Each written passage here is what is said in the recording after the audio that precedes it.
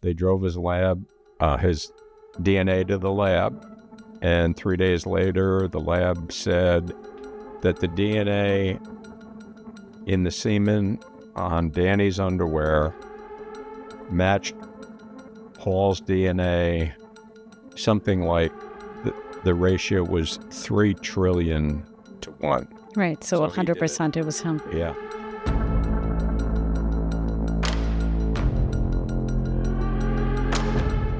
Tom Elfmont spent over 25 years with the LAPD, including as a captain, running some of the department's most hard-hitting gang and narcotics operations in South Los Angeles.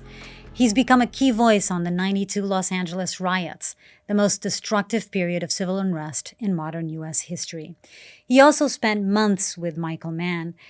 Actually, Michael Mann spent months with Tom Elfmont while he was consulting on the greatest crime film ever made, Heat, starring Pacino and De Niro.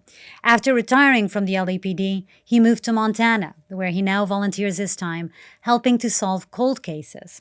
And he just helped crack a nearly 30-year-old mystery, the '96 murder of 15-year-old Danielle Houchins. But before we start this episode, a quick note.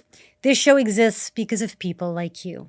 If you want to help us keep making episodes like this, which I hope you do, you can support The Hidden Third on Patreon at patreon.com/The Hidden Third. There you'll get access to bonus content, lots of behind the scenes, and much, much more. And if you haven't already, please follow or subscribe to the show wherever you listen or watch. And leave us a rating or a review or a comment, anything. It all really just helps us over here. Thank you so much. Tom Elfmont, welcome to The Hidden Third. Thank you very much for having me here. It's great to have you. And wait, before we start, actually, you just mentioned, you just came from Montana yesterday, right? And you walked into our studio carrying a little bag. Can you tell us what's in the bag and what you told me, why you brought it? Okay, so in the bag, there's 2 protein bars, a pair of sunglasses, and a Glock 9mm. No, I go everywhere with a gun. And it's been a habit of mine since I was a kid. Nobody in my family ever owned or shot a gun. But for some reason, my genetics must have gotten like mutated by nuclear dust or something. But I always had an interest in guns. I did. And so my mom and dad, they bought me my first rifle when I was 9 years old. And ever since then, I've owned guns, carried guns, shot guns, and everything. And you're allowed to travel with it on a plane as long as you have a special permit, or how did you get here? No, it used to be back in the day, law enforcement, as long as they notified the gate agent and the pilot, could travel if they were on duty with a gun. But nowadays you can't. So what I do is I have a gun that's here in L.A. because I still have a residence in L.A. And so when I travel on a plane, I don't have a firearm with me on the plane. Yeah, that's what I was wondering. But you have one here. And so even when you just get out of your house every day, you just carry a gun with you at all times. I do. And you've been fascinated by guns, I guess, since you were young. Can you tell me about, where did you grow up? You mentioned your parents. Yeah, I grew up in eastern Long Island, New York, about 100 miles from New York City in West Hampton Beach and the adjoining town Riverhead.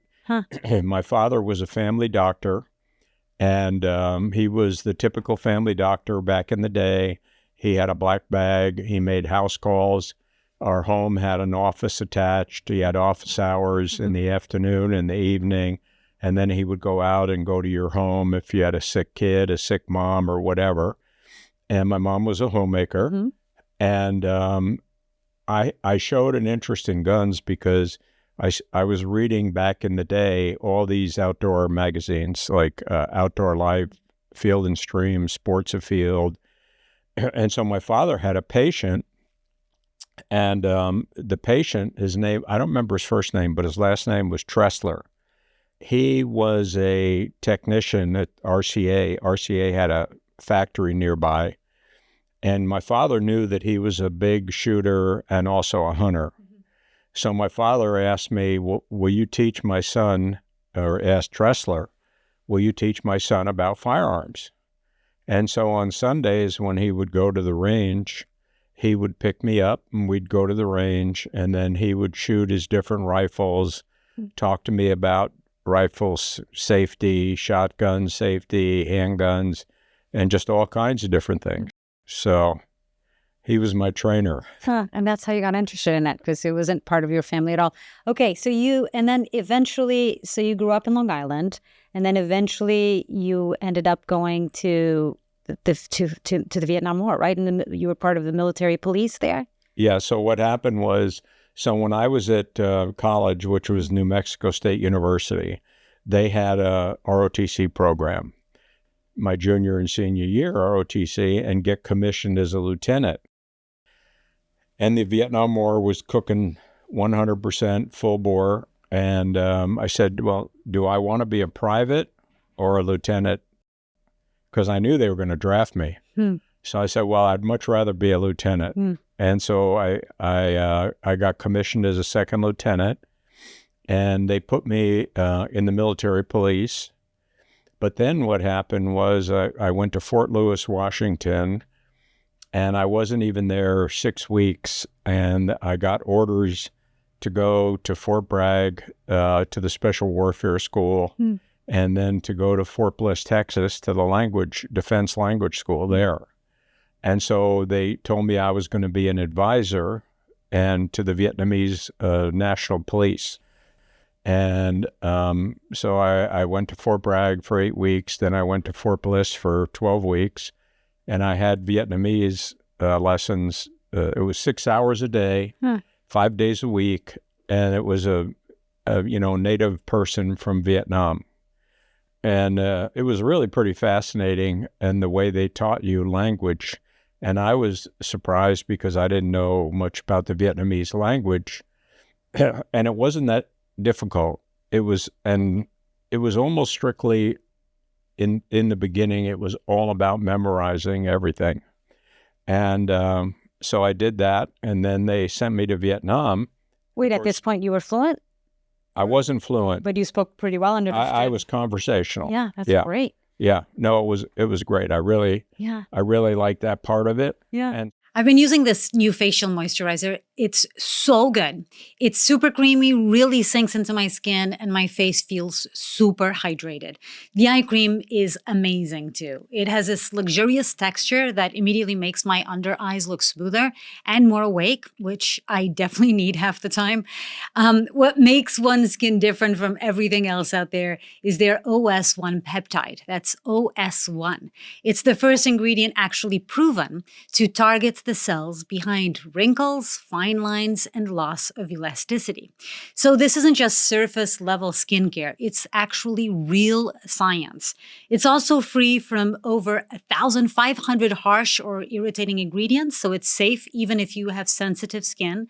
And this is my favorite part, it was founded by an all-woman team of PhDs. Born from over a decade of longevity research, OneSkin's OS1 peptides is proven to target the visible signs of aging, helping you unlock your healthiest skin now and as you age. For a limited time, try OneSkin with 15% off using code Mariana at oneskin.co/Mariana. That's 15% off at oneskin.co with code Mariana. Here's a fun thing that happens. When you host a podcast, brands send you things to try. Timeline sent me their supplement MitoPure a few weeks ago. I gave it a shot, and I'll be honest, I actually felt a difference. More energy, better strength. Now I'm kind of hooked.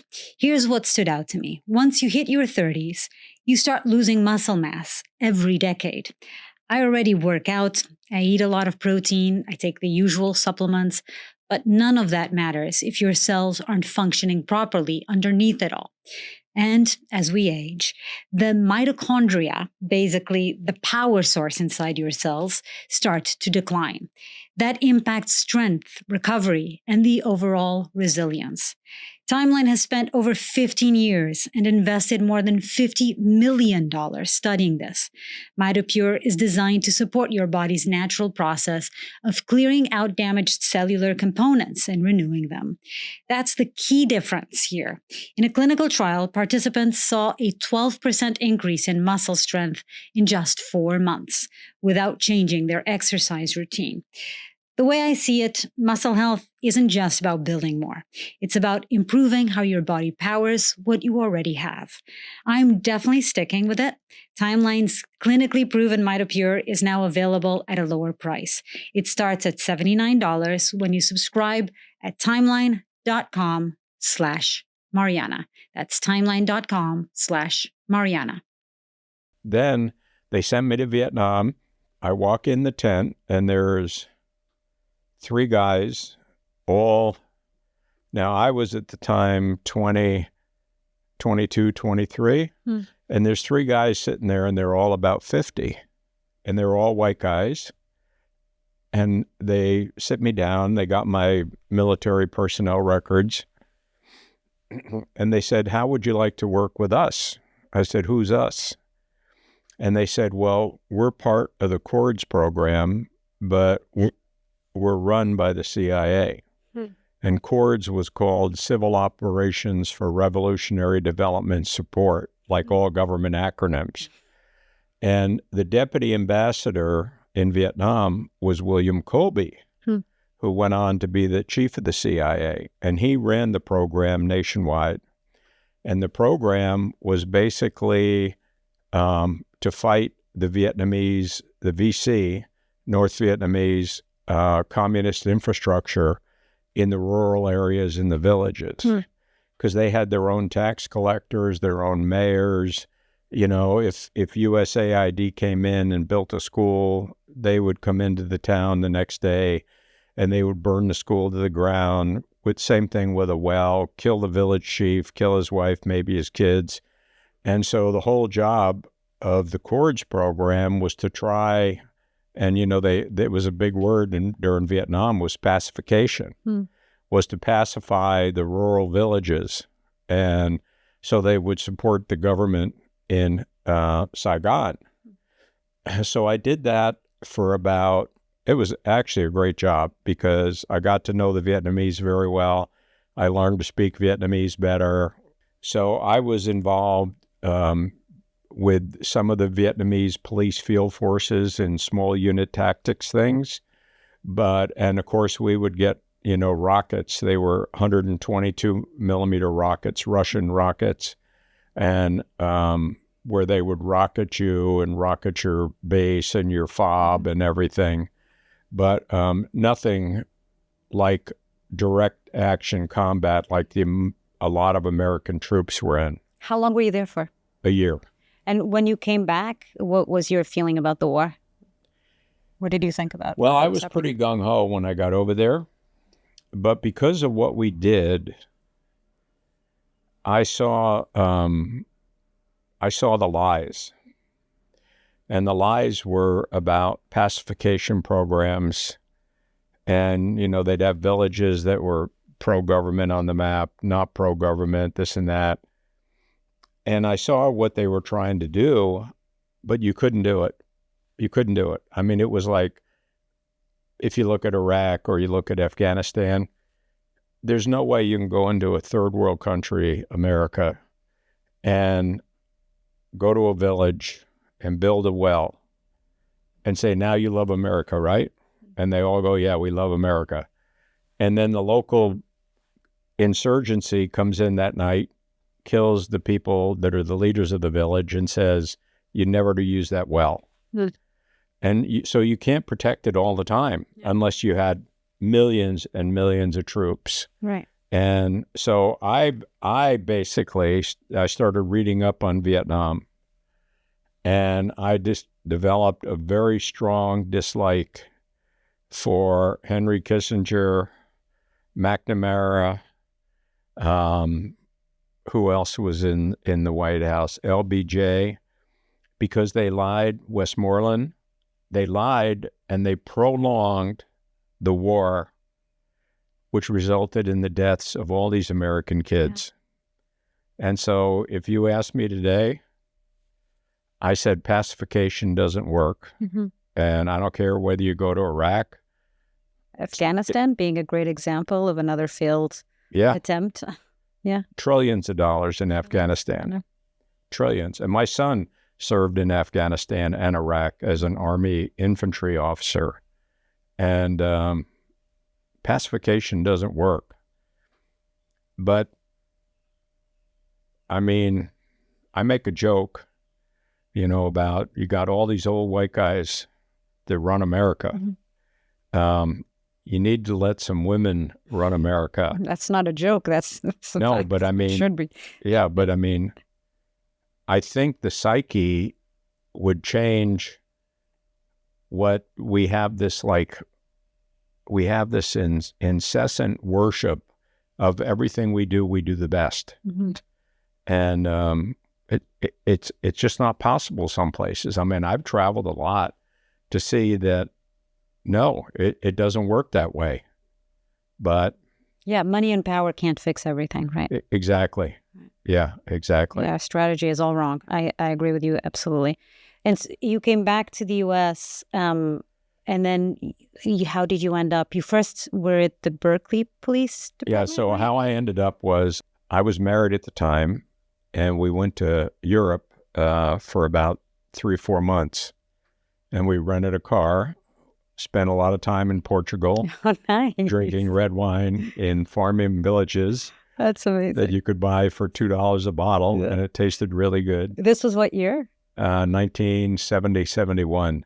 Okay, so it was still under the dictatorship. It was still a dictatorship, and it was still a very rural, unexplored country. Yeah, absolutely. But everybody was, it was like Europe. Everybody was super friendly, very, very friendly. I'm happy to hear that. Yeah. So I then I went back and I applied to a couple police agencies, and Berkeley was one of the places I was interested in because I had a professor at New Mexico State University, and he had been a cop in Berkeley. And Berkeley was the first police department in America to require cops to have a bachelor's degree. And UC Berkeley had a big criminology department. So a lot of the cops had gotten bachelor's degrees in criminology, and then they joined Berkeley PD. As a result, Berkeley PD had a lot of firsts back in the day. Not so much now. They lost their cachet in the 70s because of all the issues and the bombings and the violence that existed. Yeah. Well, I want to get there too, but you knew that you wanted to be a cop. Yeah, I tell you, my genes with the guns. Yeah. I don't know where that came from. And, my father wanted me to be a doctor. I mean, all doctors want their kids to be doctors, and I didn't want to be a doctor, but I knew I always wanted to be a cop. Huh. Wow, that's so interesting. Do you think your dad was disappointed in that? For a long time, he was. I mean, really was. I would say once I think it might have been in Berkeley, or it could have been in LA, when he came out and he did a ride along with me at night, and he saw all the things that cops were doing. He had a change of heart. He didn't think, they just write tickets and, arrest housewives for shoplifting.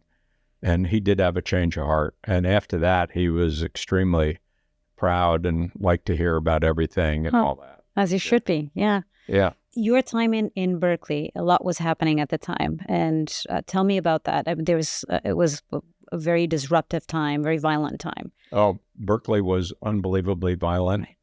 And, people...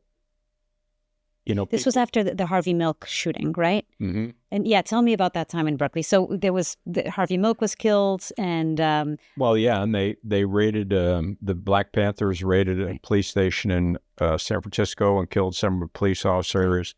They killed this police officer in Berkeley. He was standing talking to a citizen on a traffic stop at about 2 a.m. Walked up to him and executed him, shot him in the head, and then. Even today, the legend about the Weather Underground, the SDS, the Venceremos Brigade, which was formed in Folsom Prison, and all that is like, oh, they were good Americans. They were just misguided. But they really weren't. They were bad people, and they wanted to kill people. Wendy Yoshimura, who was one of the people identified in the kidnapping of Patty Hearst, she was part of a plot where they had parked a vehicle a block from Berkeley Police Station, and they had 460 sticks of dynamite in the car, and they were going to blow up the whole police station, which would have leveled the whole block. But somebody got cold feet, and they called the police, and they said, your station's going to get blown up. The car's here. So the bomb squad, the police, everybody went over there. And, of course, there was the car in the garage with all the sticks of dynamite in the trunk and everything. But we had in the police station one time between the midnight shift and the morning, so midnight and, say, 12:30, 1 o'clock in the morning, they placed a bomb under one of the police cars and set it off as the officers are going through the parking lot. So some of the officers got hit by shrapnel. One almost died, but except for quick first aid, because he had a sliced femoral artery. And so the officers who attended him, they were smart enough to realize he's going to bleed out really quickly. So they put their thumbs and, did what they needed to do to keep him alive. And another friend, he went to a call at a house around 1 or 2 in the morning, and he's driving back to the station, and he feels the car shudder, and he looks in his rearview mirror and sees a fireball. And they had put a bomb under his gas tank. The only reason he lived was because he had just filled up with gas, so there wasn't any oxygen in the gas tank to cause a bigger explosion. So it caused an explosion, but not as big where it would have killed him. So he was driving slowly. He hit the brake. He rolled out of the car into the street, and, he survived. So there was a lot of that going on back in the day. Very dangerous to be a police officer in Berkeley at the time. Do you understand why there was such anti-police sentiment? Oh, it was basically towards the draft and the Vietnam War. Those were the two key movers. But at the time, wasn't there also a lot of concern about police brutality in Berkeley, and this is why they were acting out against it? Wasn't, they always, police brutality is something that's going to be there because it's going to be there. But I don't think there was, in Berkeley anyway, police brutality wasn't a big issue until the riots started. And when the riots started, the rioters would say, oh, police brutality, they did this, they did that. But I want you to give you an example. So one night I was working, and Berkeley had 15 police officers on duty after midnight for a city of 150,000, 14 square miles. The UC Berkeley the students became aware, I think it was Nixon or Johnson, started to bomb or mine Haiphong Harbor outside of Hanoi. So at 1 o'clock, 2 o'clock in the morning, we hear big crowds on the campus, and they would do war hoops, like in an old Western movie, like Indians, war hoops. And 15,000 kids come off the campus down Telegraph Avenue, and they start smashing windows, throwing Molotov cocktails into buildings, setting things on fire, assaulting police officers. And so if you only have 15 or 20 cops and you're waiting for mutual aid for more cops to show up, and they're not going to show up for a while, like Oakland, San Francisco, Alameda County sheriffs, what are you going to do? Right. You're going to leave and give them the city, or are you going to fight back? Well, if you're the police, you're supposed to try and restore order. So, yeah, I'm sure there was a lot of, allegations of police brutality the following day and everything, but it was about how do you establish order with so few people and that many people coming off, and they're in a frenzy about this whole thing with the war and bombing and everything. Yeah, you're giving a specific example there, and I think I'm jumping ahead here, but I think it's important to mention this. I mean, police brutality is still very much in the news constantly. Why? And you said police brutality is always going to exist, and why do you think that is? What do you attribute to it? It's to. You know, I think the police get plenty of training.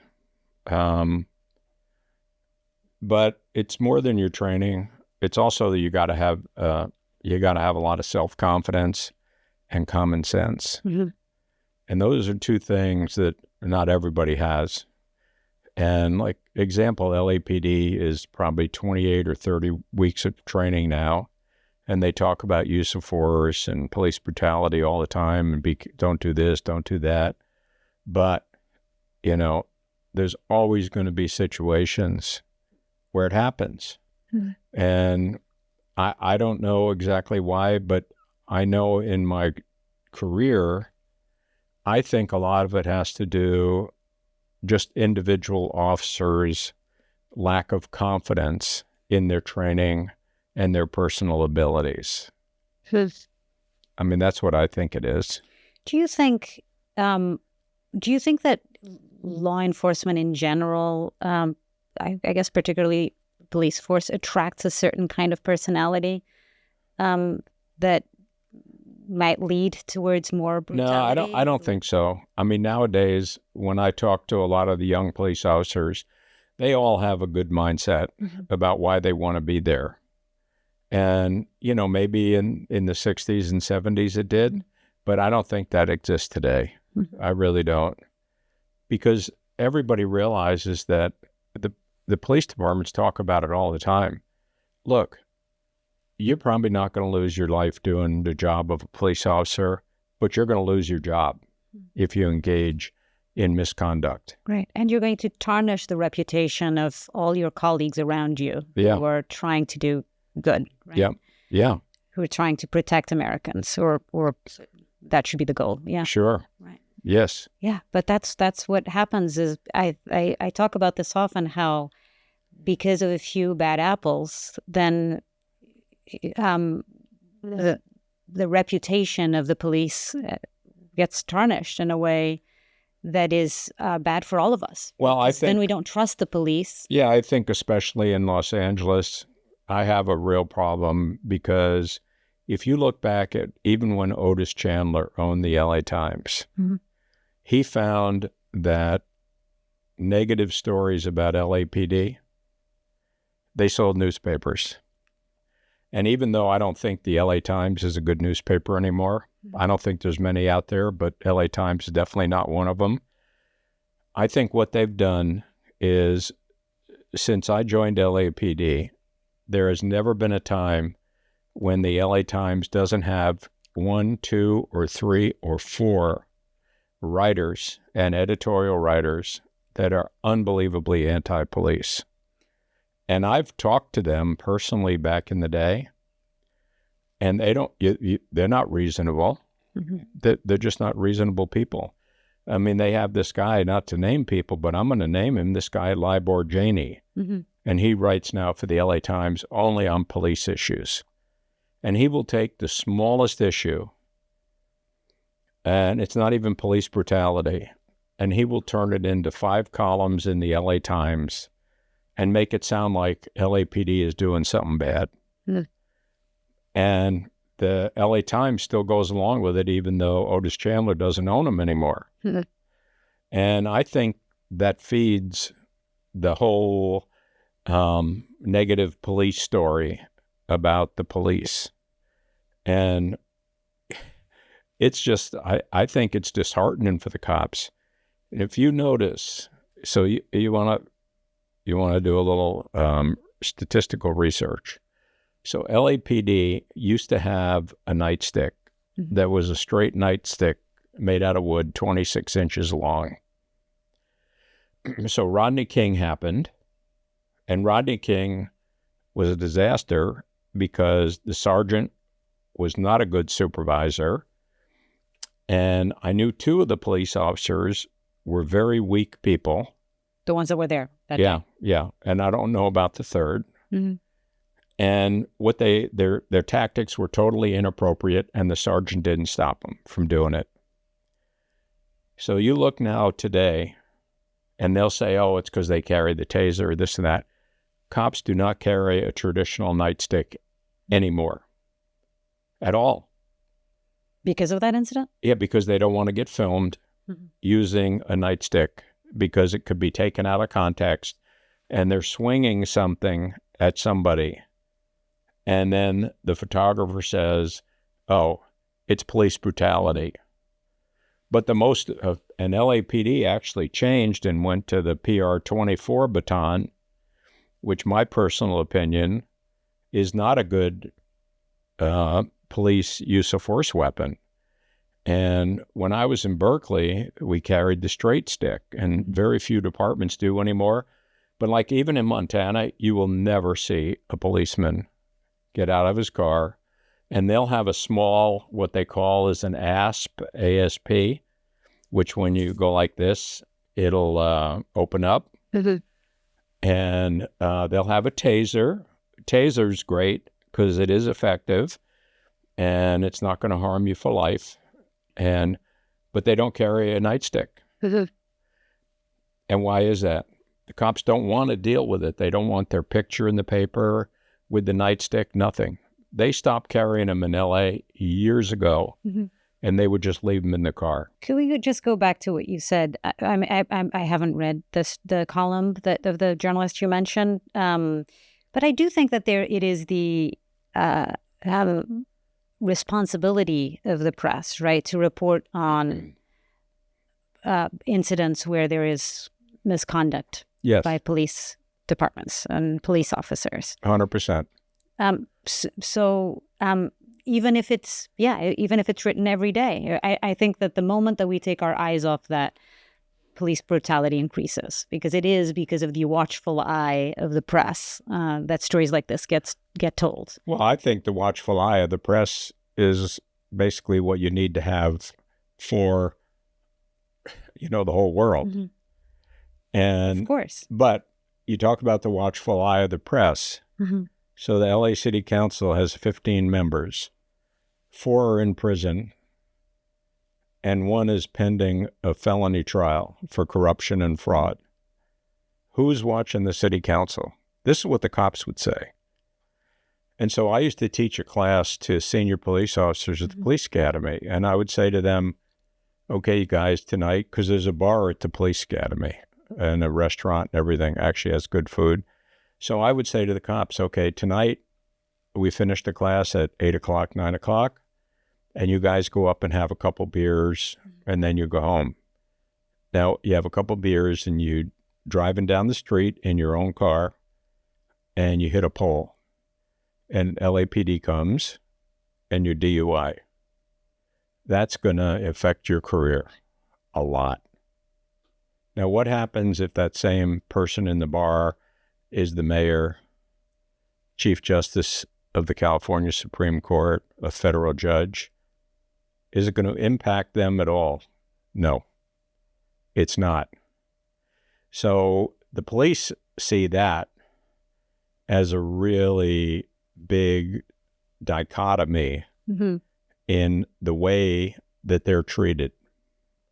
And then you have all these people now with this president who are criminals, been convicted, pled guilty, and they're all pardoned. But yet if you're on LAPD and you get a DUI,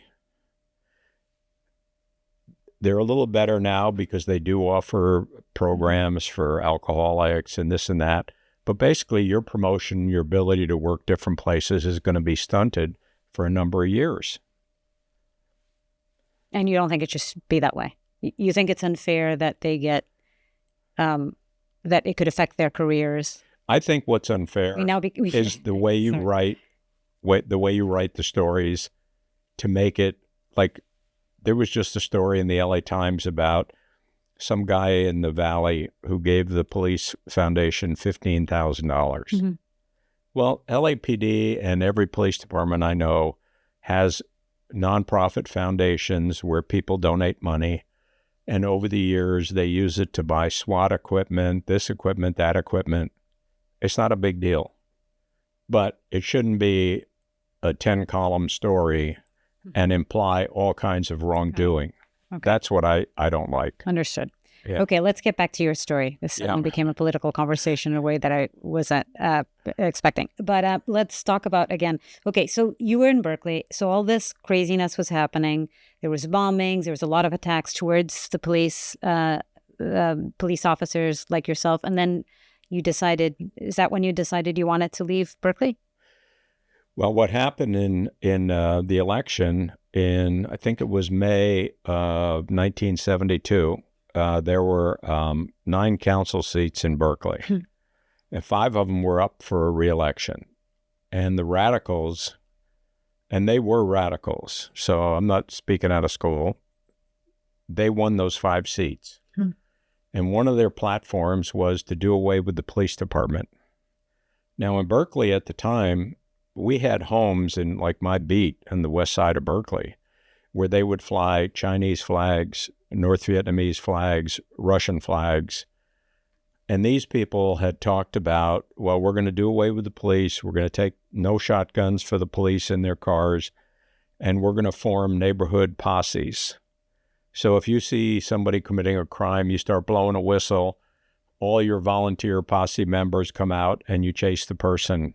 But then what are you going to do with them if you don't have police? So sort of like neighborhood a super militias, and basically amphetamine, neighborhood watch. Wow, people who are not actually trained. So they wanted to do that, right? And I said, if they want to do this, and they've only been in office a month or 2, I'm not sticking around because it's not going to be good for my career. So then I went to L.A. And that was a good career move, I guess. Yeah, very good. Yeah. And so you started at L.A. This was what year when you came to L.A.? 73. And you immediately got into the LAPD. Mm-hmm.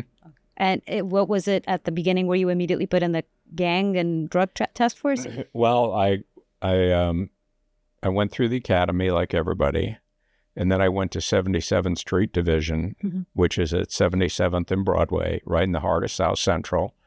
And I worked with a great partner, and we were responsible for the 3 projects, Nickerson Gardens, Imperial Courts, and Jordan Downs.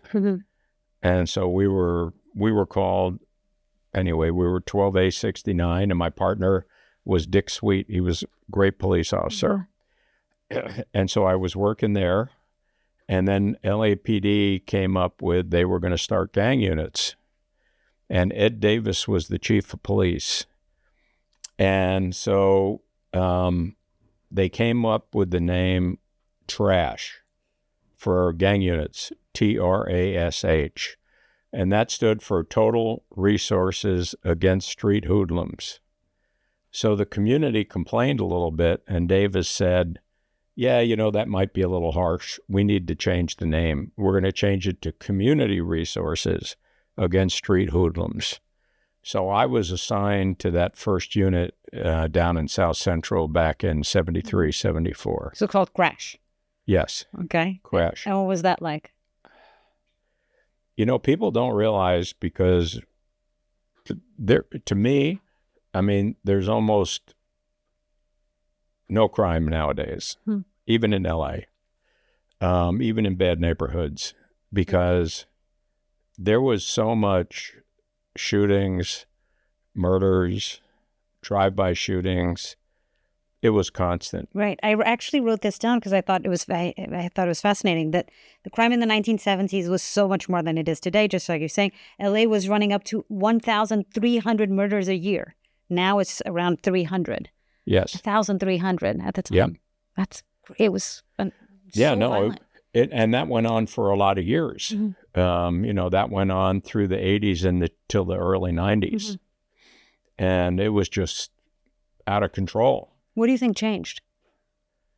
Well, see, here's the thing.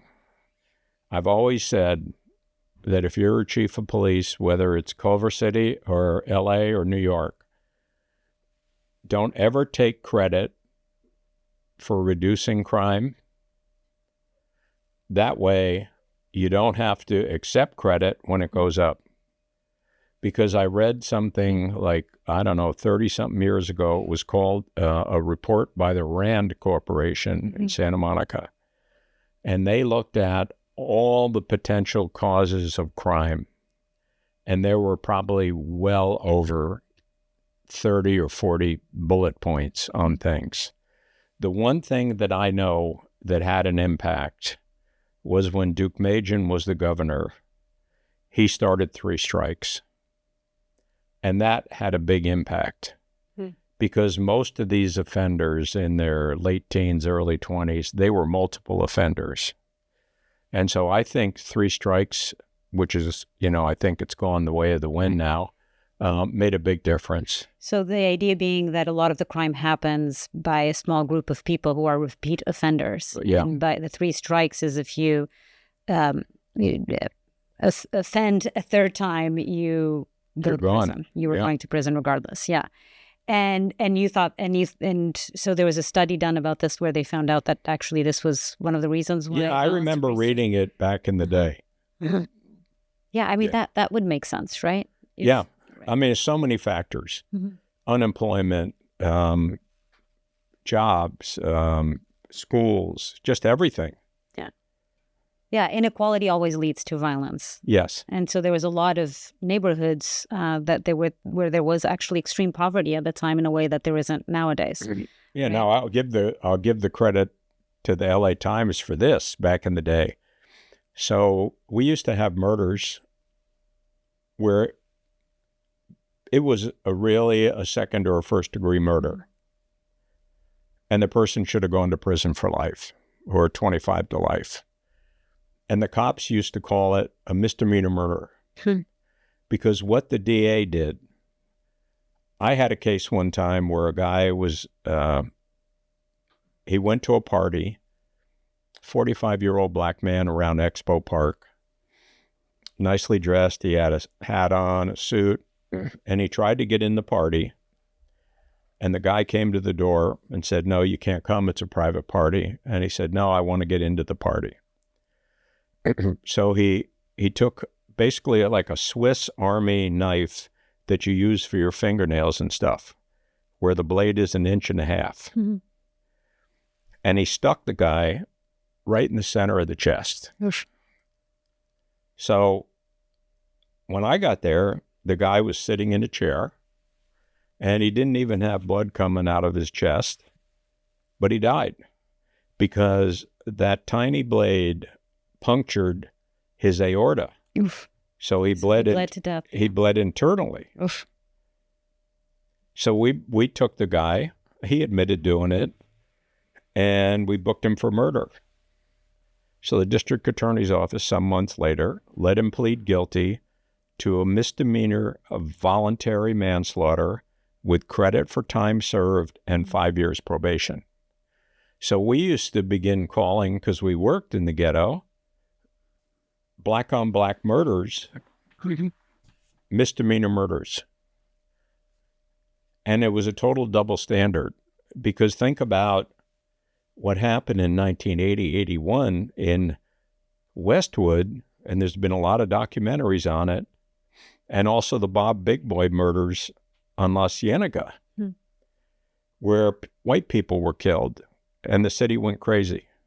We need more cops. We let the cops put everybody in jail, district attorney.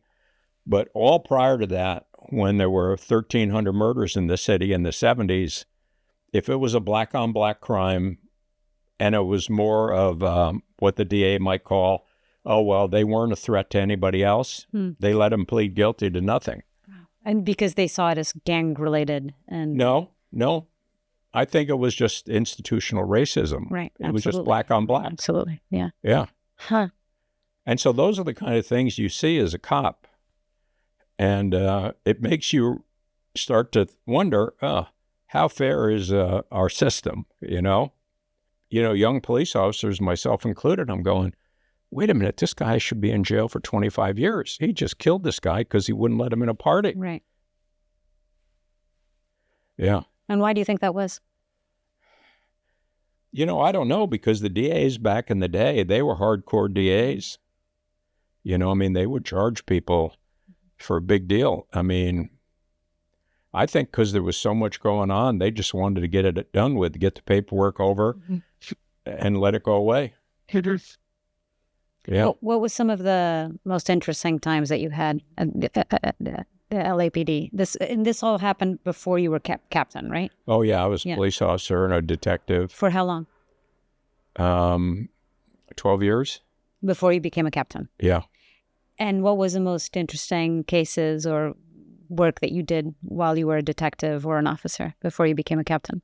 Oh, one of the funniest stories, I was a watch commander in Hollywood on the midnight shift, and the place was crazy all the time. We had 50, 60 people waiting to get booked into the jails, and it was nuts.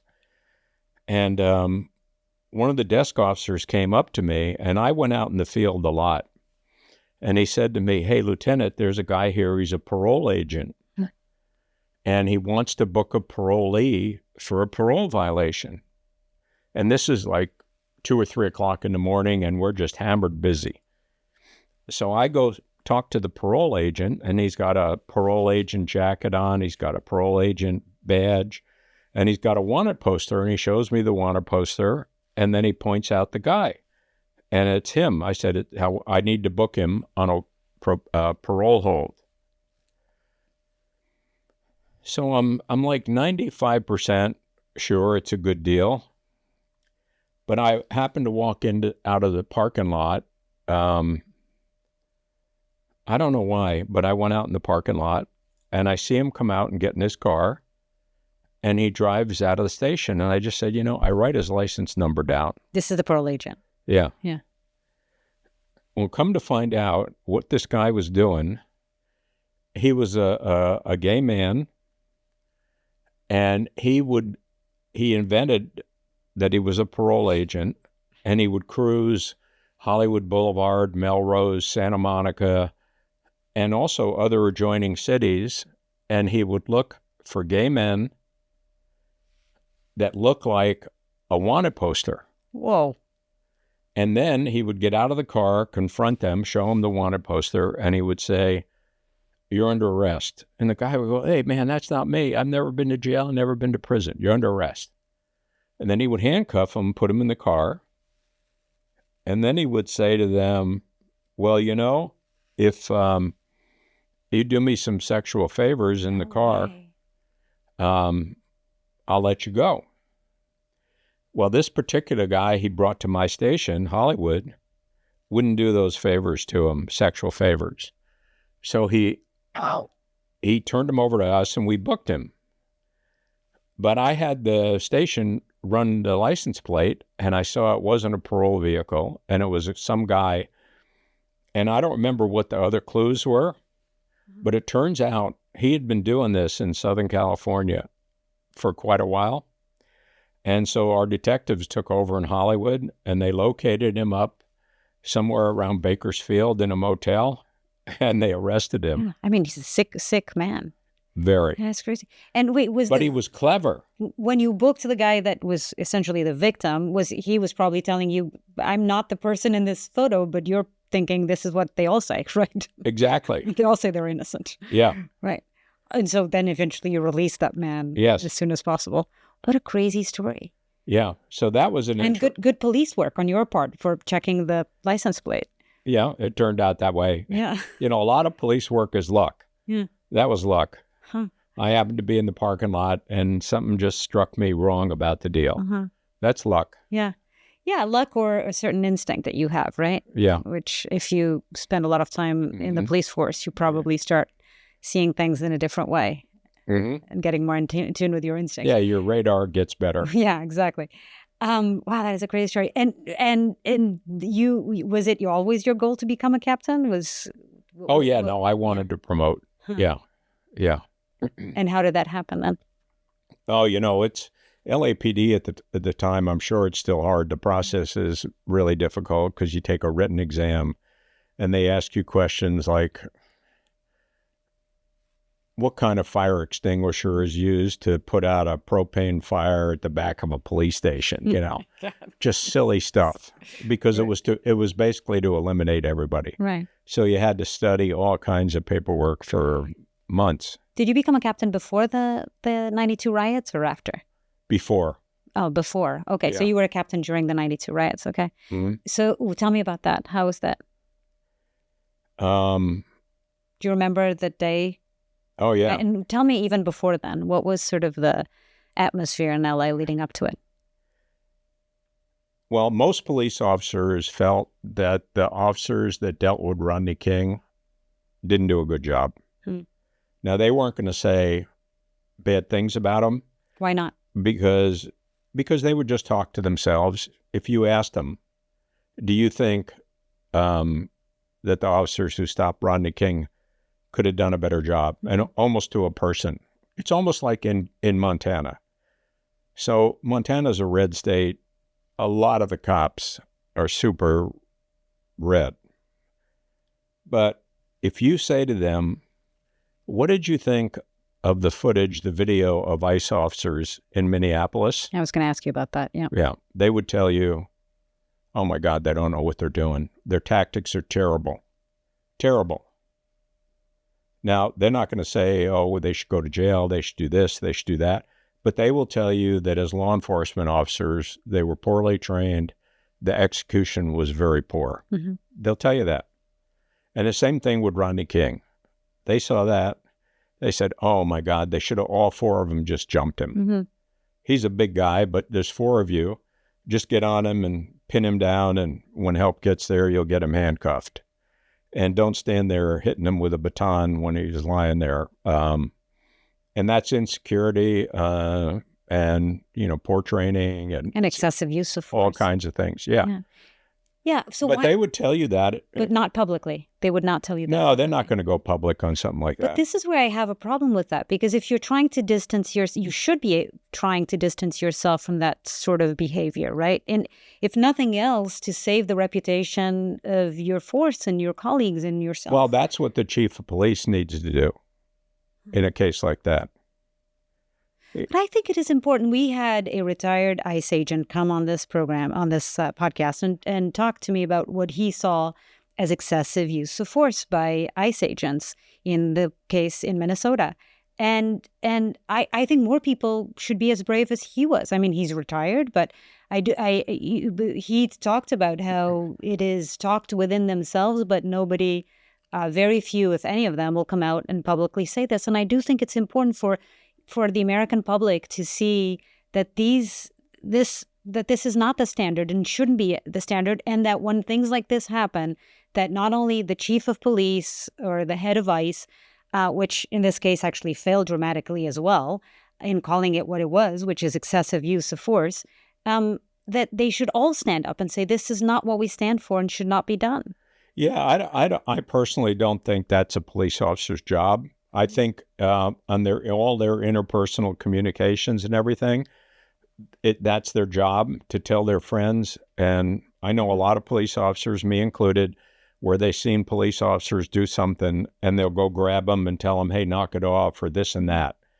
But it's not their job to tell the American people. And like, I'm sure the police union, if you look back at Rodney King, they basically said, I don't remember what the Los Angeles Police Protective League said about Rodney King, but you can't make a great hamburger into a steak. and so, but I think it's what does he mean by that? I think it's the organization's responsibility. You can't say anything good about the Rodney King. It was all wrong. Right. Yeah.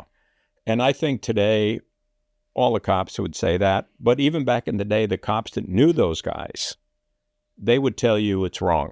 Mm-hmm. So amongst themselves, their peers, which is way more important, is peer pressure, they would say it was not the right thing to do. They did the wrong thing. Mm-hmm. But I don't think it's their obligation to go public and to say things and get into back and forths with the public and the press. And I just don't think that's part of the job definition. That's the part of the bosses. And that's their responsibility to do that. I mean, in the case of Rodney King, it was a failure of the justice system at large, right? Because the people responsible for what happened to Rodney King for the attacks on him and the aggression were actually not convicted, right? They were let go. Nothing happened to them, right? I think the initial trial, they were let off in Simi Valley. Right. But then they were tried in federal court and they were convicted. At the time, what was it like for you being a police officer and after the Rodney King case? So the day that Florence and Normandy started, the riots at Florence and Normandy, as a result of the Simi Valley case, I was a captain. So the Simi Valley case, just so our listeners, so for people who don't know. That's the one where they were found not guilty. Not guilty, right. Yeah. So I drove where the officers were involved in the brutality of Rodney King, where they were found not guilty. Yeah. Correct. Exactly. So I drove into my driveway after work, and my daughter was sitting on the couch, and she was watching the live video footage from Florence and Normandy. And they had pulled the guy, I don't remember his name, out of the truck, and they were taking a cement block, and they ended up basically crippling him for life, and all kinds of other stuff was going on. So I saw that, and I didn't see any LAPD there. So I got on the radio, and I said, "This is Commander 25. You need to respond, all units, to Florence and Normandy for a major disturbance, and you need to declare a tactical alert for the city of LA." So they go, "Roger." And so I wait 5-10 minutes, and I hear a little radio chatter in the back where the captain at 77th at the time, Paul Jefferson, said, "Negative, we're not responding." Now, he has more power than I do because he's the commanding officer of that station. And I go, "Wait a minute, something's wrong with this picture." Anyway, long story. The rest is history. It got totally out of control. So I'm going to fast forward. So that night, at about 9 or 10 o'clock at night, my deputy chief, Glenn Levant, called me. And he said, "Tom, Daryl Gates wants you to go to the command post and take over the city." And I said, "Glenn, you know, I love you to death. He's probably the best boss I ever worked for." And I said, "But I don't want to do it." I said, "Gates basically put me in the doghouse after 39th and Dalton." Who's Daryl Gates? Sorry. Daryl Gates, the chief of police. Oh, he was a chief of police. Yeah. I should know this, but I haven't watched. There's amazing documentaries about the LA riots that I've watched, but it was a long time Watch ago. Let It Fall. Yeah, it's the one you participated in. That's the one I was in. Yeah. So I said, "I don't want to go because Gates has not supported me. And I don't want to go down there and deal with the command officers in South Central LA. Because the command officers, in my opinion, back in the day, they were ineffective people. The deputy chiefs, assistant chiefs, commanders, whatever. And I said, I can't deal with them unless I'm in charge 100%, which means Gates is going to have to tell everybody in the city, Tom Elfmont is now the chief of police working for me directly. Because, see, I had a reputation that I was an operational guy and that I could execute, and I was tactically aware of everything. Where other guys coming up the ranks, they worked in the internal affairs, they worked here, they worked there. But I had a reputation as a street guy that could operate. I knew how to operate and execute. So a couple hours goes by, it's about midnight, 11 o'clock, and I get a call back from Levant. And he says, "No, Gates says you have to go." I said, "Glenn, can't you talk him out of this? Let me stay and work for you in West Bureau." He says, "No, he's committed. You got to go." I said, "But is he going to tell everybody when I get there, they work for me? And he said, yes. Well, that made a difference because now I had power. Mm-hmm. I didn't have to go beg them and everything. I could just say, this is what you're going to do. And I got in my car. It was about 12:30, 1 o'clock. The whole city's burning, the smoke. Planes weren't landing at LAX. And I headed down there and put my uniform on. And I got down to the command post. I had one sergeant who was one of the better sergeants I ever had in the field, Jerry Johnson. He came up to me and he grabbed me by the shoulders. He had tears running down his face. And he said, Captain, nobody's in charge. We've completely lost control. It's crazy out there. And there'd been multiple shootings with the police involved where police were killing people and people were shooting at the police. And I said, well, we got to do something. And anyway, it's a long story, but in about probably the first time in my life I was chewing Tums. I just, and the anxiety was... I started doing things that were big deals. Like I ordered the city, South Central, to be completely cordoned off from the 10 freeway down to Rosecrans and from Alameda Street all the way over to past La Cienega, like Robertson. And every single street that either went in or out of South Central was closed with police checkpoints, highway patrol, whoever. And so that started to make a difference in stuff. And then I broke the South Central into 6 sectors. But because there was nobody in the field that could make decisions, because it was all sergeants and lieutenants, I took 6 commanders and I put 6 of them in the field and made them responsible for these zones, 1 for day shift and 1 for night shift. And so now these commanders are working for me. The deputy chief in South Bureau at the time, he passed away recently. His name was Matt Hunt. He was in the command post. He never said a word to me. And some other people there that are still living, and I'm not going to put them under the gun right now. They totally left me alone. I became like, with Gates backing, I could do anything I want. And we got it calmed down in a couple days. But I'm going to tell you a funny story that not a lot of people know. So about the 2nd or 3rd day, we're getting thousands of officers in mutual aid from the Border Patrol,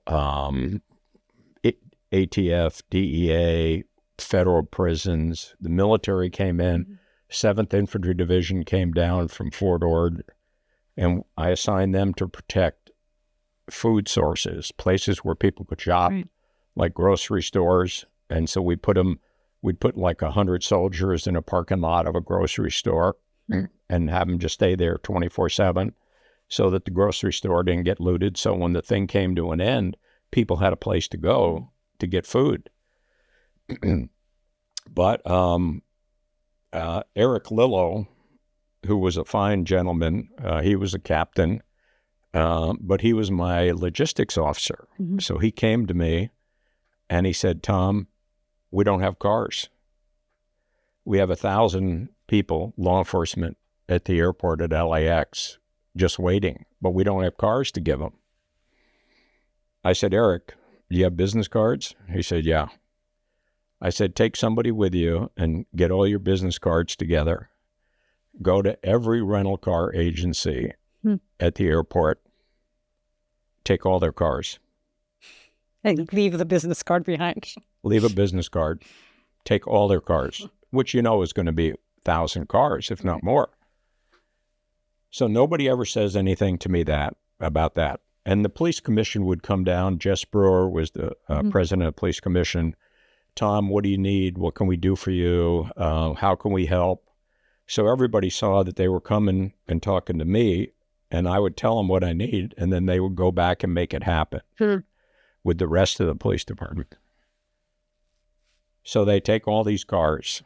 Now, fast forward about 3 or 4 years later, I'm sitting in my office as a captain, and I get a phone call from a city attorney. And he said, Captain Tom Elfmont? I said, yes. And he said, were you the field commander during the riots? I said, yes, I was. He said, I have to ask you a question. I said, sure. What is it? He said, well, we had a vehicle. It had 2 Border Patrol and 2 DEA in it. And they crashed into a citizen's car. And the citizens are suing a rental car agency because that's who it was registered to. And we're saying, no, that's not right. LAPD didn't have any rental cars. And I said, I'm going to change your story and you should just pay the people. I did. I told Eric Lillo to go get all the cars from everybody. Right. Amos, Hertz, Alamo. He said, okay, that's fine. That's what we're going to do. And he hangs up, and I never heard about it from anybody. But see, that's the kind of a decision that when you're in a crisis, you can't call the chief of police, you can't call the police commission, you can't call the city attorney's office and say, is it okay? Can we take 1,000 cars from the rental car agencies? Yeah, we're talking, it's a life or death situation, right? And you have to make decisions. And so fast. Anyway, right. For 3 years, 4 years, nobody even knew that it happened until the city got sued.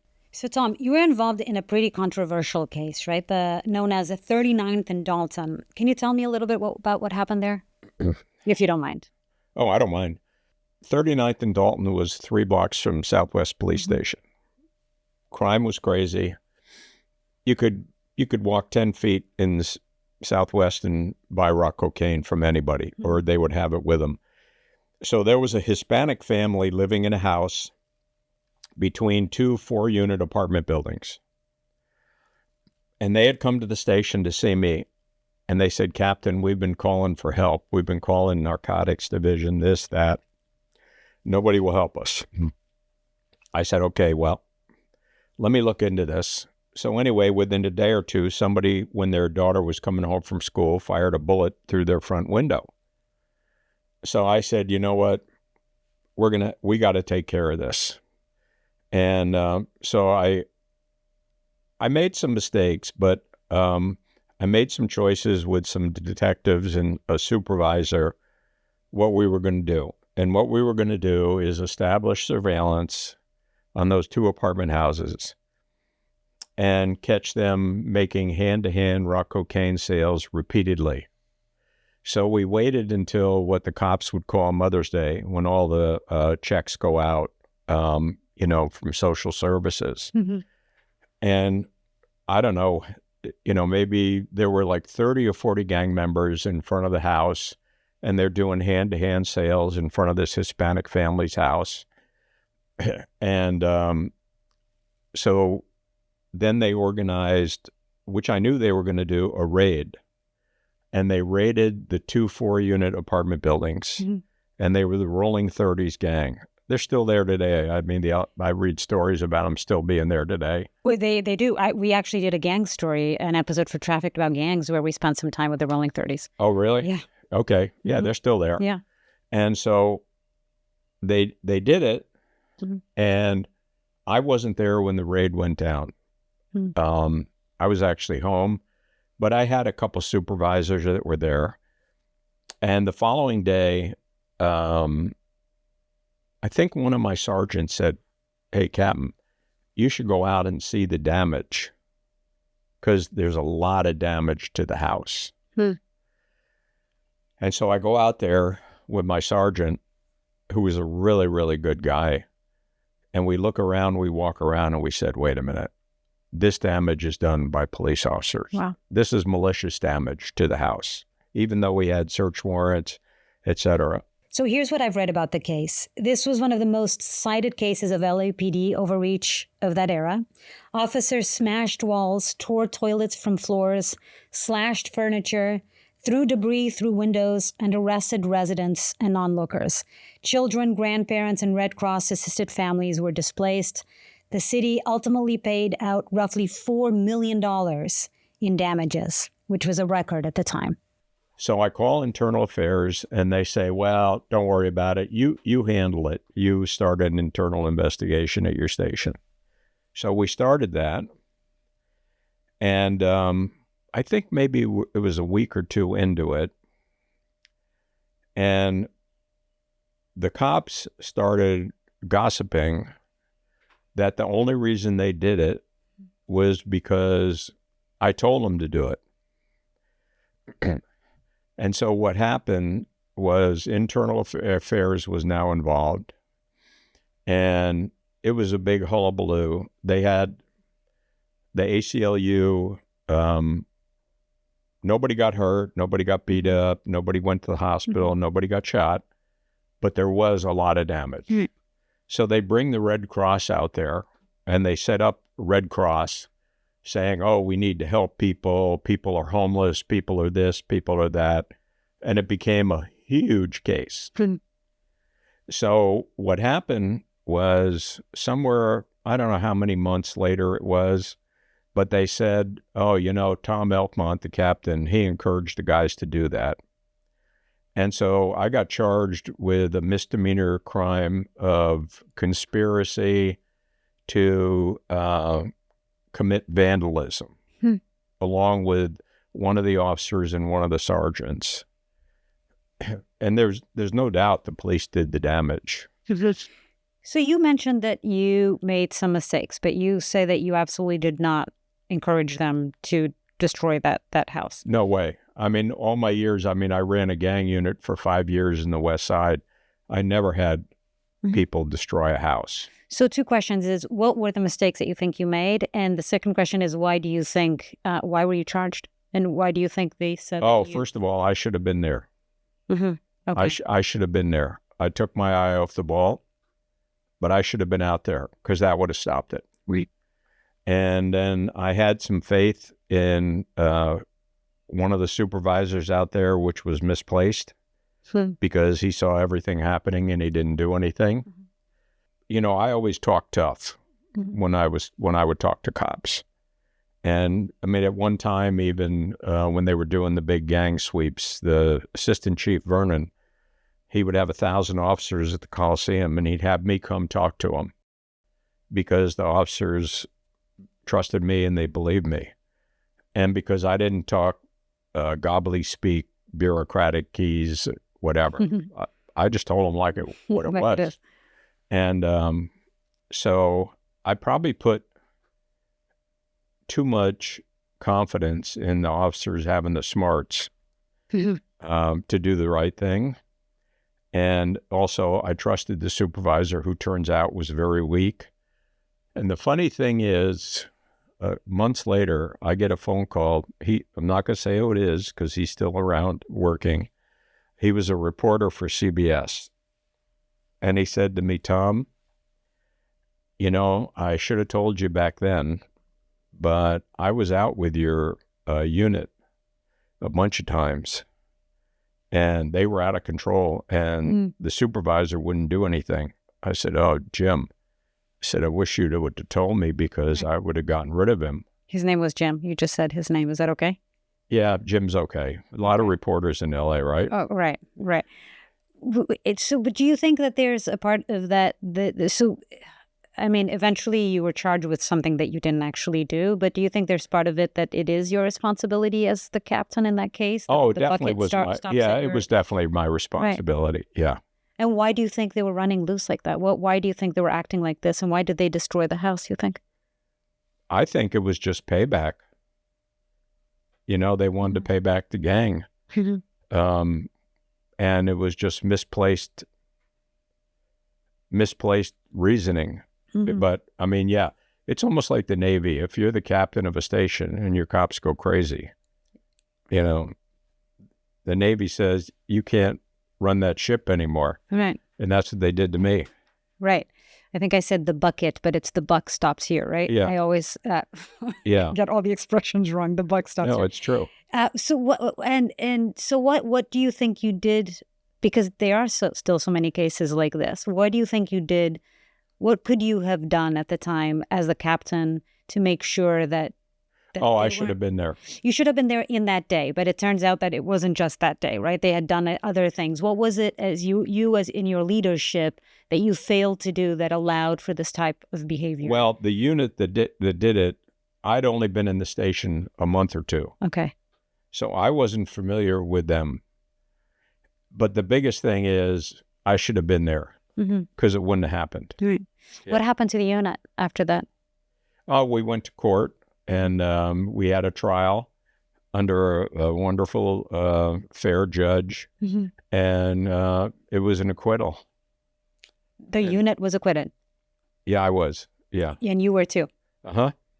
And do you think they should have been? Oh, yeah, 100%. I mean, the jury foreman, his last name was Cox. He was a 23-year-old black man. And I went to lunch with him several times afterwards.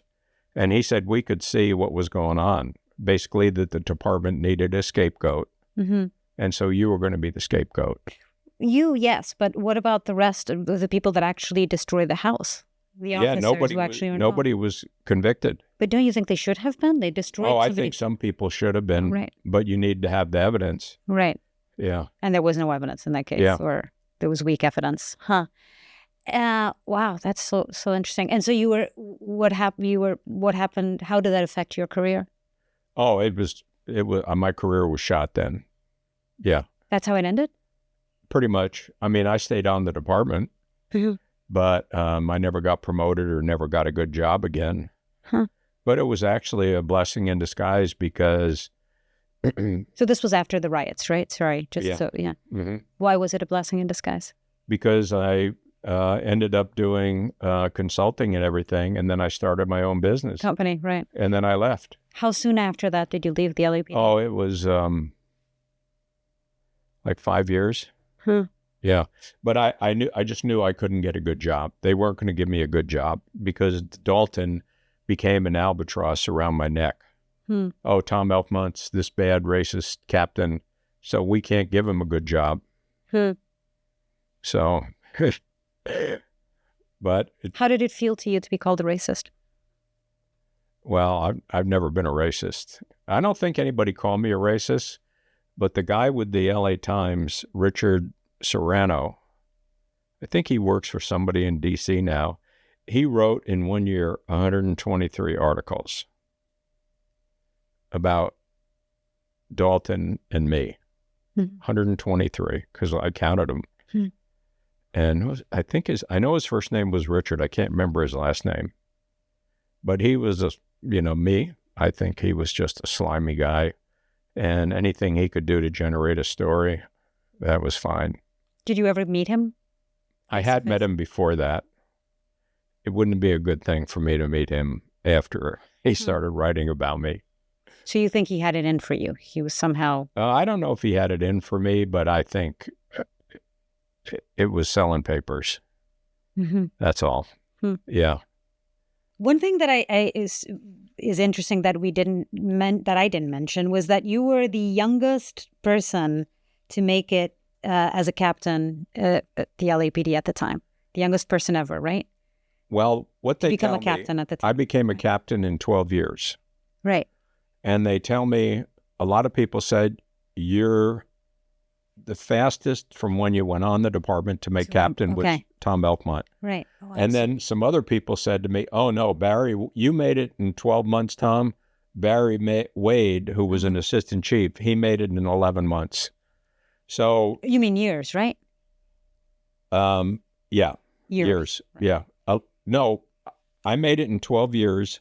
He made it in 11 years and 11 months. Oh, so just 1 month before you. Yeah. So you're the second fastest of becoming a captain. How did the consultancy or hanging out with Michael Mann for the movie Heat, how did that come about?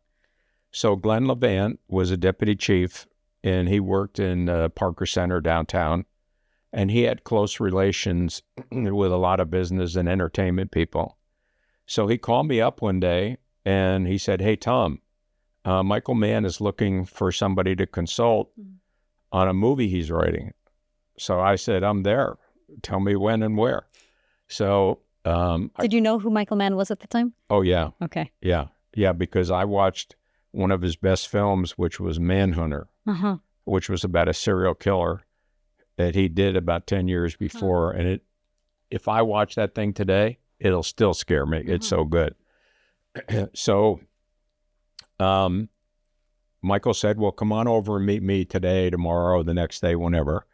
So I go to this very middle-class, suburban Mar Vista home, and I go knock on the door, and I walk in, and there's Michael Mann.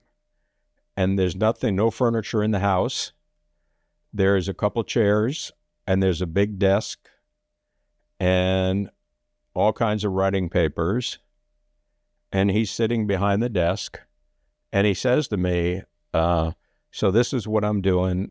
Do you want to get involved in the project?" I said, "Of course. I'd love to." And that's where it started. Yeah. That's so fun.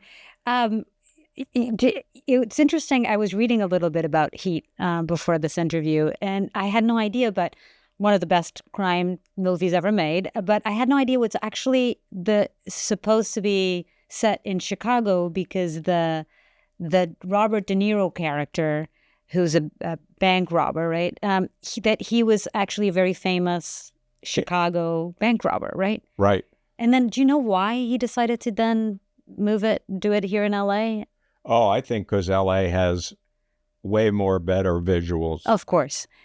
Yeah. And the cachet of Los Angeles, LAPD, and the visuals and everything. Yeah. Yeah. So you think that's why he decided to move it here? For sure. And what was it like then? So then he started sort of ghosting you, following you around. He did hours and hours with you, right? I would take him. I would take him out with me at night when I worked as the duty officer for the city, and I would take him everywhere. Homicide calls, shooting calls.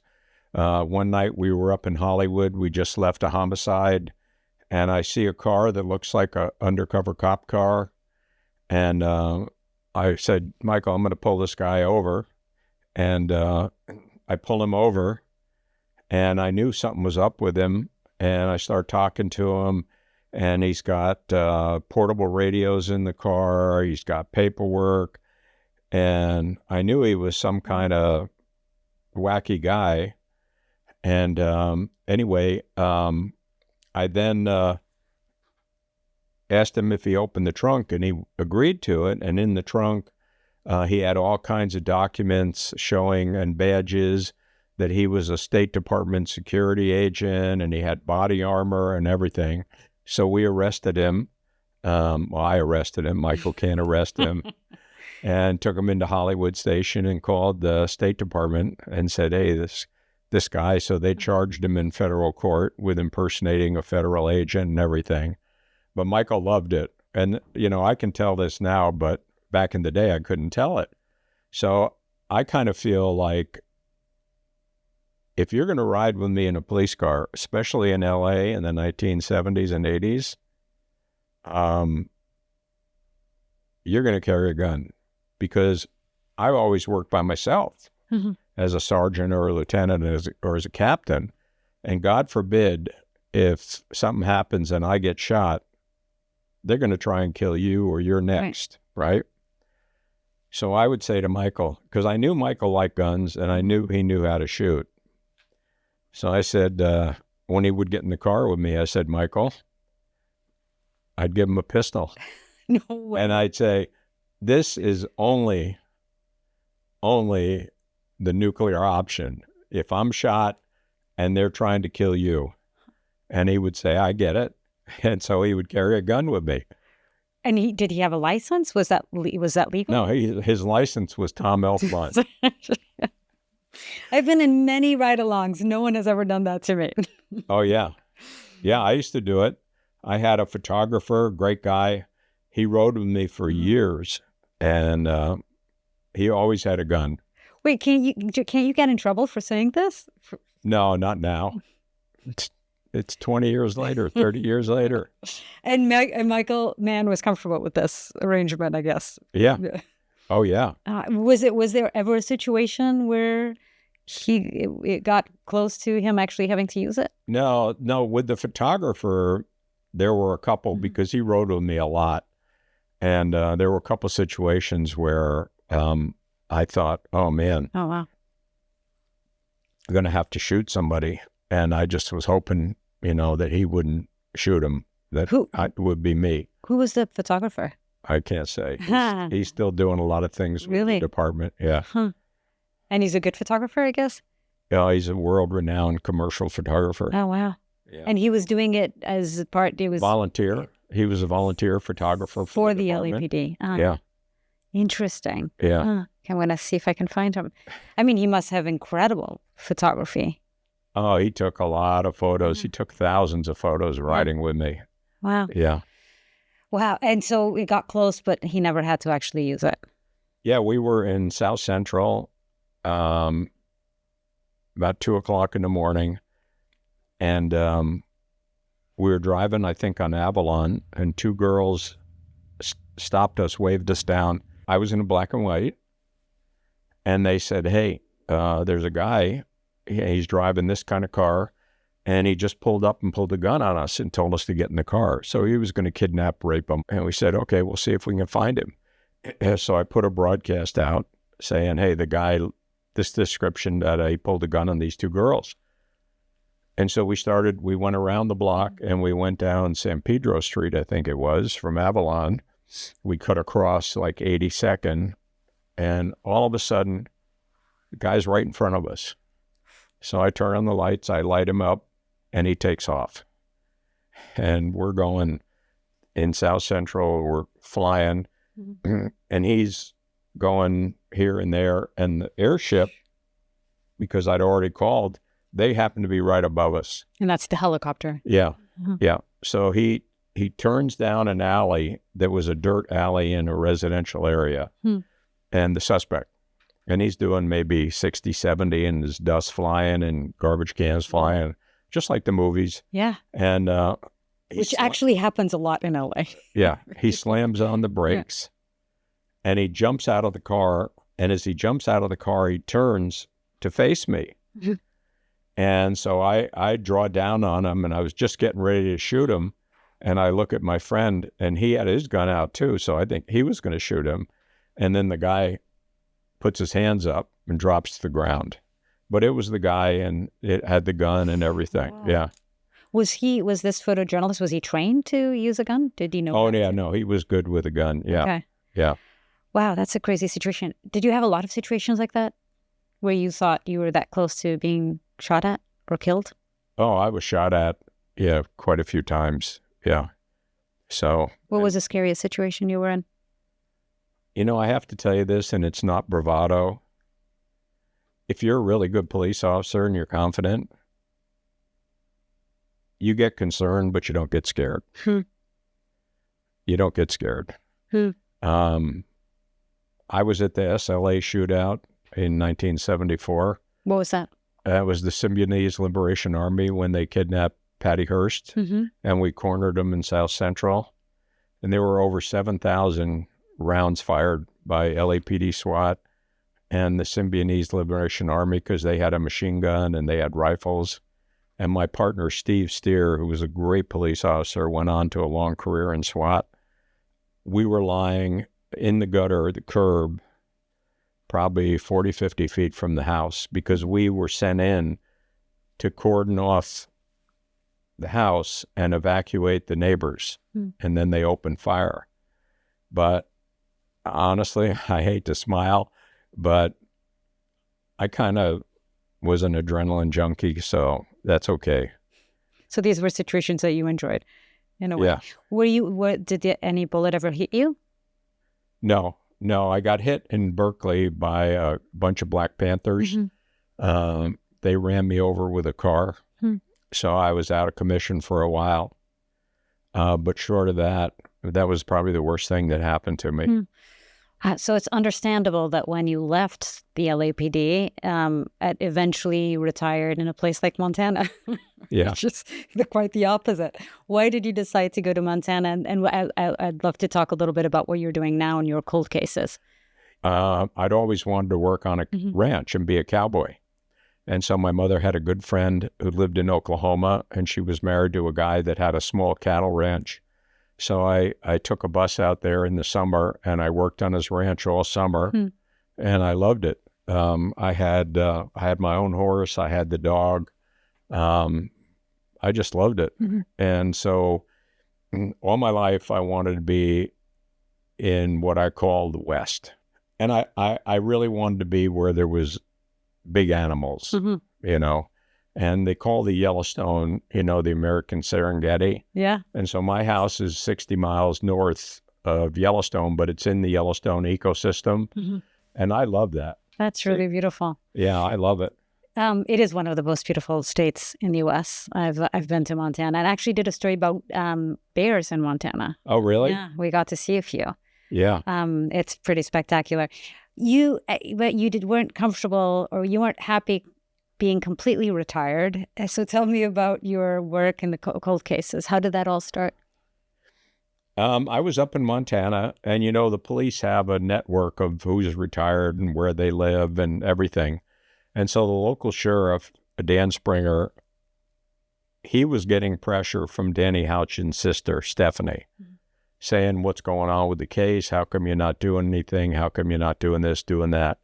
And so what happened was... and just so our listeners understand, Danni Houchin was the 15-year-old, right? Yes. Who was killed, and they never found out. Bridge Road, right. Yes. And they never found out who did it, yeah. So... And it had been 30 years ago, right? Yeah, 1996. Okay. So what happened was the sheriff asked his former college roommate, who was a California high-level police executive, and he brought him up to Montana to work at the sheriff's department. Hey, do you know anybody that will help us with a cold case? So Eric, his name's Eric Paulson, he reached out to a guy named Bud Arcee. Bud is a detective who worked Hollywood, and he worked robbery, homicide, and major crime. And Bud knew I was living in Montana. So Bud calls me up and he says, hey, Tom, you want to meet up with the sheriff? And I said, well, if it's close by, but I'm not driving 100 miles all day long. But if it's close and I can help, yeah, I'll meet with him. They lay out the case, and he's got with him the guy who had investigated it for a few years, a captain named Matt Boxmeyer. Eric's there, and the sheriff. And so they tell me, and we talk about it for a couple hours, and I said, well, yeah, I'll probably be good to do this. So a couple months goes by, and I get a phone call from Eric. He said, yeah, the sheriff wants to swear you in and wants to have you work the case. So I said, okay. And that's how it started. And it was voluntary, right? You weren't being paid for this? Is that right? Yeah, I didn't get paid. Yeah. And why did you say yes to this? I mean, because I didn't want to deliver Meals on Wheels. What does that mean? I wanted something significant that would be a good contribution to the law enforcement and the family. That's great. Yeah. Had you worked on any cold cases before? I worked on a lot of homicides. Right. Back here in LA, yeah. Yeah. But I did work on a cold case. On the first day, I went to homicide as a detective in Southwest Division. Rudy Tyser, who was the supervisor and was a great police officer, great detective, he comes over and says, look, your partner's on vacation. And he said, but I'm going to give you this murder book. And it happened 3-4 months ago, but maybe you can work on this for a while until your partner gets back. So I open up the murder book, never forget the day. And in the murder book on the first page is just a little piece of white paper torn from a piece of bigger white paper with a phone number, a 213 phone number. I said, who would Now, I have a definition. There's real police and there's police. And I was always the real police, because if you gave me something to do where I could help people or get a bad guy, I did it to the best I could. And a lot of cops aren't like that. And a lot of it probably today has to do with regulations and rules, and the press and everything. And I tell people that when they call me, even in my private investigation business, they call up and they go, "Oh my God, Tom, we called the police, LAPD. We asked them, we had this happen, that happened, this happened." The cop came out and he was mildly interested. And then the other time somebody calls and the cop comes out and he solves the whole thing, gets the job done, right? So it's like any other thing. Anyway, I call the phone number and a young black woman answered the phone, and she lived right in the apartment over where the guy was killed on 62nd Street by Normandy. And she says, "Yeah, I called and nobody ever called me back." Her name was Lovey Lee. Now, half these stories I could turn into a script if I could write. So suddenly you're put on this Danni Houchins case. And were you hopeful that you were going to crack it? I mean, because it'd been 30 years, lots of different police officers had been involved, detectives, and nobody could find out who this guy was, correct? Well, I told Danny's sister, Stephanie, who has since become a very close friend of mine, and the family has, I said, first day I met them, I'm going to solve this. Really? You were confident that you were going to be able to do it? Yeah, I mean, it could be a fault of mine, but it could also be very positive. I told them I'm going to solve this case. And it could have been terrible if you hadn't, right? Because it was false hope that you're giving the family who was probably had hoped for this for so long. Yeah. But they believed me. Yeah. So that's part of it. Yeah. So tell me about the case. What was the first thing you did and what helped solve it? Well, one of the things you do is you talk to a lot of the witnesses, the close original witnesses. Mm-hmm. So give me the details of what happened that day when she was killed. Like what was it? She was found on the side of a river, right? Or a path? She had a fight with her mom and dad, and she went out to this fishing access site, Cameron Bridge, by herself. She took the family truck. And she was 15, and she had an ACL elastic brace on her knee because she injured her knee a week before, 2 weeks before. What I think happened is she was out at the fishing site, and nobody else was there. And the suspect, Paul Hutchinson, was a huge outdoorsman, a hunter, a fisherman, but he also trapped.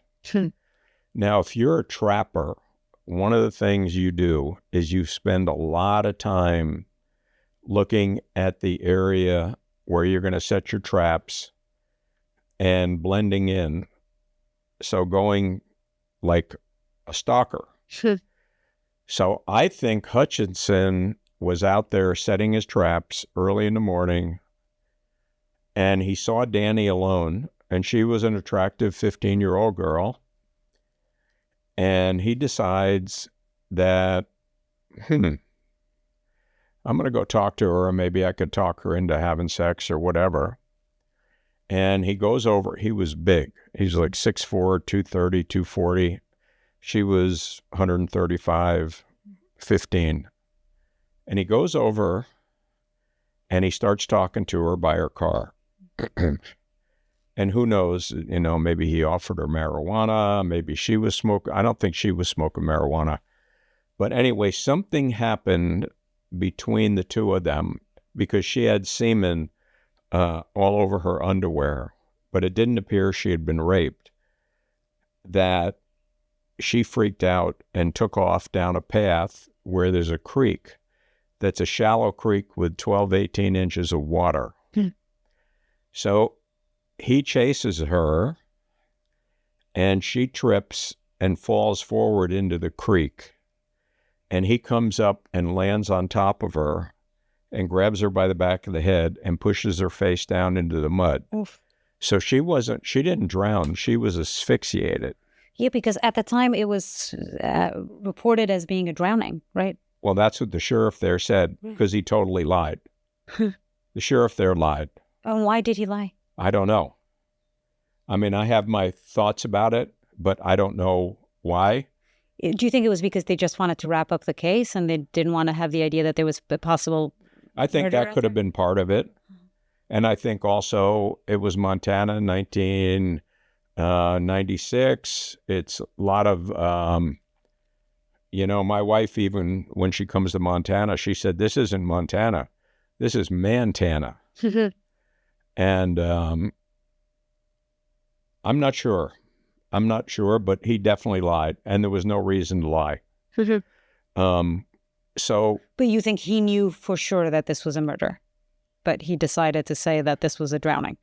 Well, I've been told by his son, who's a sheriff in Great Falls, Montana, and he's asked me to speak to his dad. I won't do it because I don't want to listen to a bunch of nonsense where I'm going to end up, we used to call it as a cop, I'm going to have to gangster slap him because I don't believe him and he's lying. But that's his story, is that he didn't know that this was a murder. Is that what he's saying? Is that well? That's why they classified it as a drowning, an accidental drowning. And what makes you believe that he knew all along? Was it because of the evidence? As soon as either he was a total idiot, because all you'd have to do is look at her trachea and her bronchial tubes, and they were stuffed with mud. Right. She suffocated to death. She didn't have any water in her lungs or her stomach. She got asphyxiated. This is so it's great. So you were when as soon as you started looking at the evidence, you realized that 100%. Nobody had realized this before. I don't know whether they did or didn't. Or but the investigator that had worked the case for 4 or 5 years, he's a captain on the sheriff's department, and I don't know how to say this because I've not named him. But he doesn't like me because I solved the case. And he's gone and whined to the sheriff, that Tom Elfmont got accolades and everything, and I did so much on this case. He tried everything he could to stonewall me on the case. And one of the things you need to do when you have a cold case especially, is you need to see the physical evidence. And I could not get in to see the physical evidence. He would never allow me. So I would send him repeated emails. Hey, Matt, let me see the evidence. Matt, let me see this. Let me see that. You just named him, yeah? Yeah, I did, intentionally. So it's not a big department. Anybody who listens, they know who I'm talking about, even if I don't name him. So I finally went to Eric Paulson, who's the chief deputy who got me into this deal. I said, Eric, I have to go to the evidence room. He's not letting me in. And he goes, come on, let's go. So we get up and we walk over to the evidence room, and there's an evidence technician in there. And he says to her, get all the Danni Houchins stuff. Bring it out. And, well, I need to let Matt know. No, you need to get it all out and put it on the table for Tom. So 5 minutes later, Matt comes storming in. He's about 6'5", 270 pounds. And, you guys, and he's whining and crying and, this is my case. You're doing this, you're doing that. And then he walks out. He says, I'm done with this. I'm not going to handle this case. Well, good. I don't want you to handle it. I don't want anything to do with you. And so when I'm going through the evidence, because a lot of the evidence they talked about in written reports was hair follicles. And I see the 4 hair follicles taken from her cervix and inner thighs. And I said to myself, they're still here. And the question is, are they still well preserved? So in the meantime, I had reached out to a friend of mine who was actually in Bozeman staying at my house. And his name is Buck Henry. And Buck is famous LAPD homicide investigator. And he is one hell of a character. So it turns out his son was working homicide in Newport Beach. And his son had said to his dad, "Dad, the greatest police officer with DNA knowledge that I've ever met in my life is Court DePuig. And Court is my supervisor here in Newport Beach." So I call up Court DePuig and introduce myself. And I say, "Court, this is what I have. Will you help?" He said, "I'm all yours." And literally, it was almost like having a virtual reality headset where he was hooked up to my head. And he helped me learn so much about DNA, so much about the different labs, so much about the different things you need to do and look for and look at. He was amazing. Wow. He was amazing. Right. And so I saw the hairs, and I thought, this could be the breakthrough. So he gave me the name of a company in San Francisco called Astrea Forensics. Interestingly, it's run by two women that are PhDs from Berkeley and I think Stanford they're geniuses, right? And they have two guys working for them they have masters and they're geniuses in their field. All the best companies are run by women, Tom. We can get into that later, and I'm going to tell you there's some truth to that, and I'll tell you why. And then I'll probably have people coming after me, but no, I'll tell you why. So I'm going to a quick analogy. So when women first came on the police department, everybody said, "Oh, they can't be cops, they can't do this, they can't be that," because they can't shoot. But I've instructed a lot of women in my life, and the thing about women and shooting, they follow direction better than men. They have a better attention span, and their fine motor skills are better. So women who have never shot in their life can actually be very good shooters.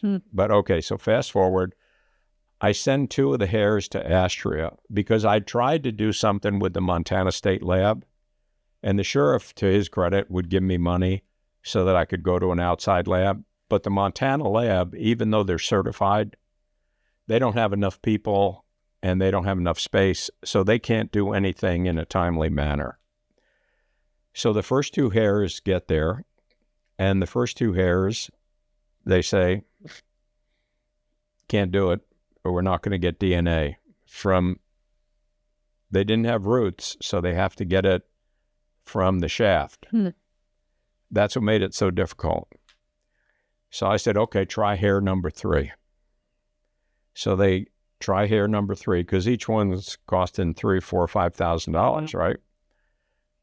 And they say, well, we got 10% of DNA, but we need more than that to be able to do a genealogy search.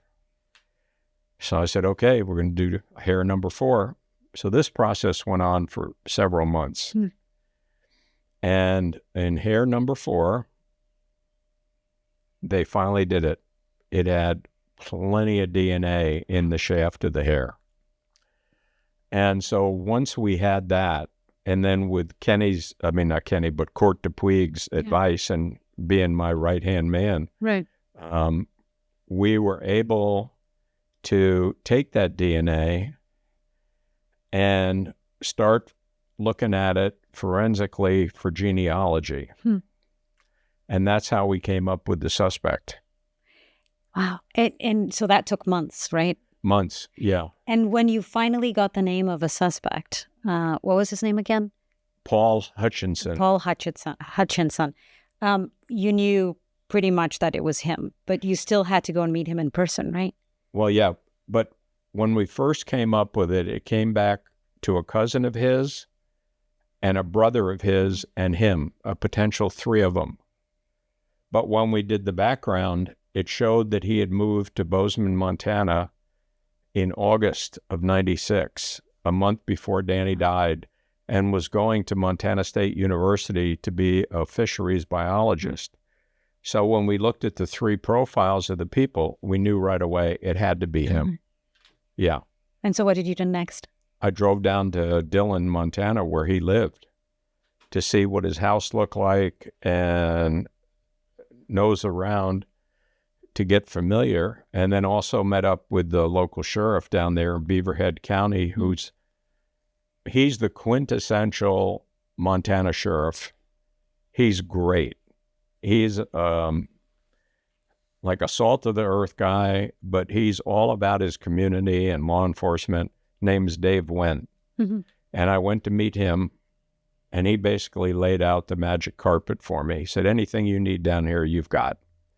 Well, one of the things he had down there, he had Bureau of Land Management law enforcement people, federal law enforcement people, who he had cross-deputized. Because the county is so big, it's the size of Connecticut. If he didn't have enough people, he could always call on them to help. So this one BLM law enforcement agent, because I didn't know how we were going to get DNA from Hutchinson, because we followed him a few times in the morning, and he would always go to McDonald's and he'd get a big coffee, a Mac coffee or whatever they call them. And then he would go to the BLM office, but we couldn't follow him in there. And he didn't throw the cup away when he was driving or anything. So Matt said, you know what? I have surveillance cameras in our whole BLM building like all the feds do. I'll get those cups. So Matt begins watching him when he comes to work, and he walks into his office and he would throw the cup in a trash can. Matt would retrieve it and bag it for evidence and send it to me.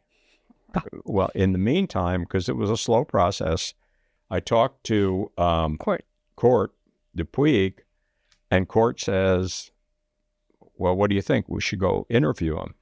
Well, Montana has, because it's a super red state, they have laws, privacy laws, that are so stringent, it really restricts law enforcement. Like California is a lot easier to be a cop because of things you can do as far as searching, talking to people and everything.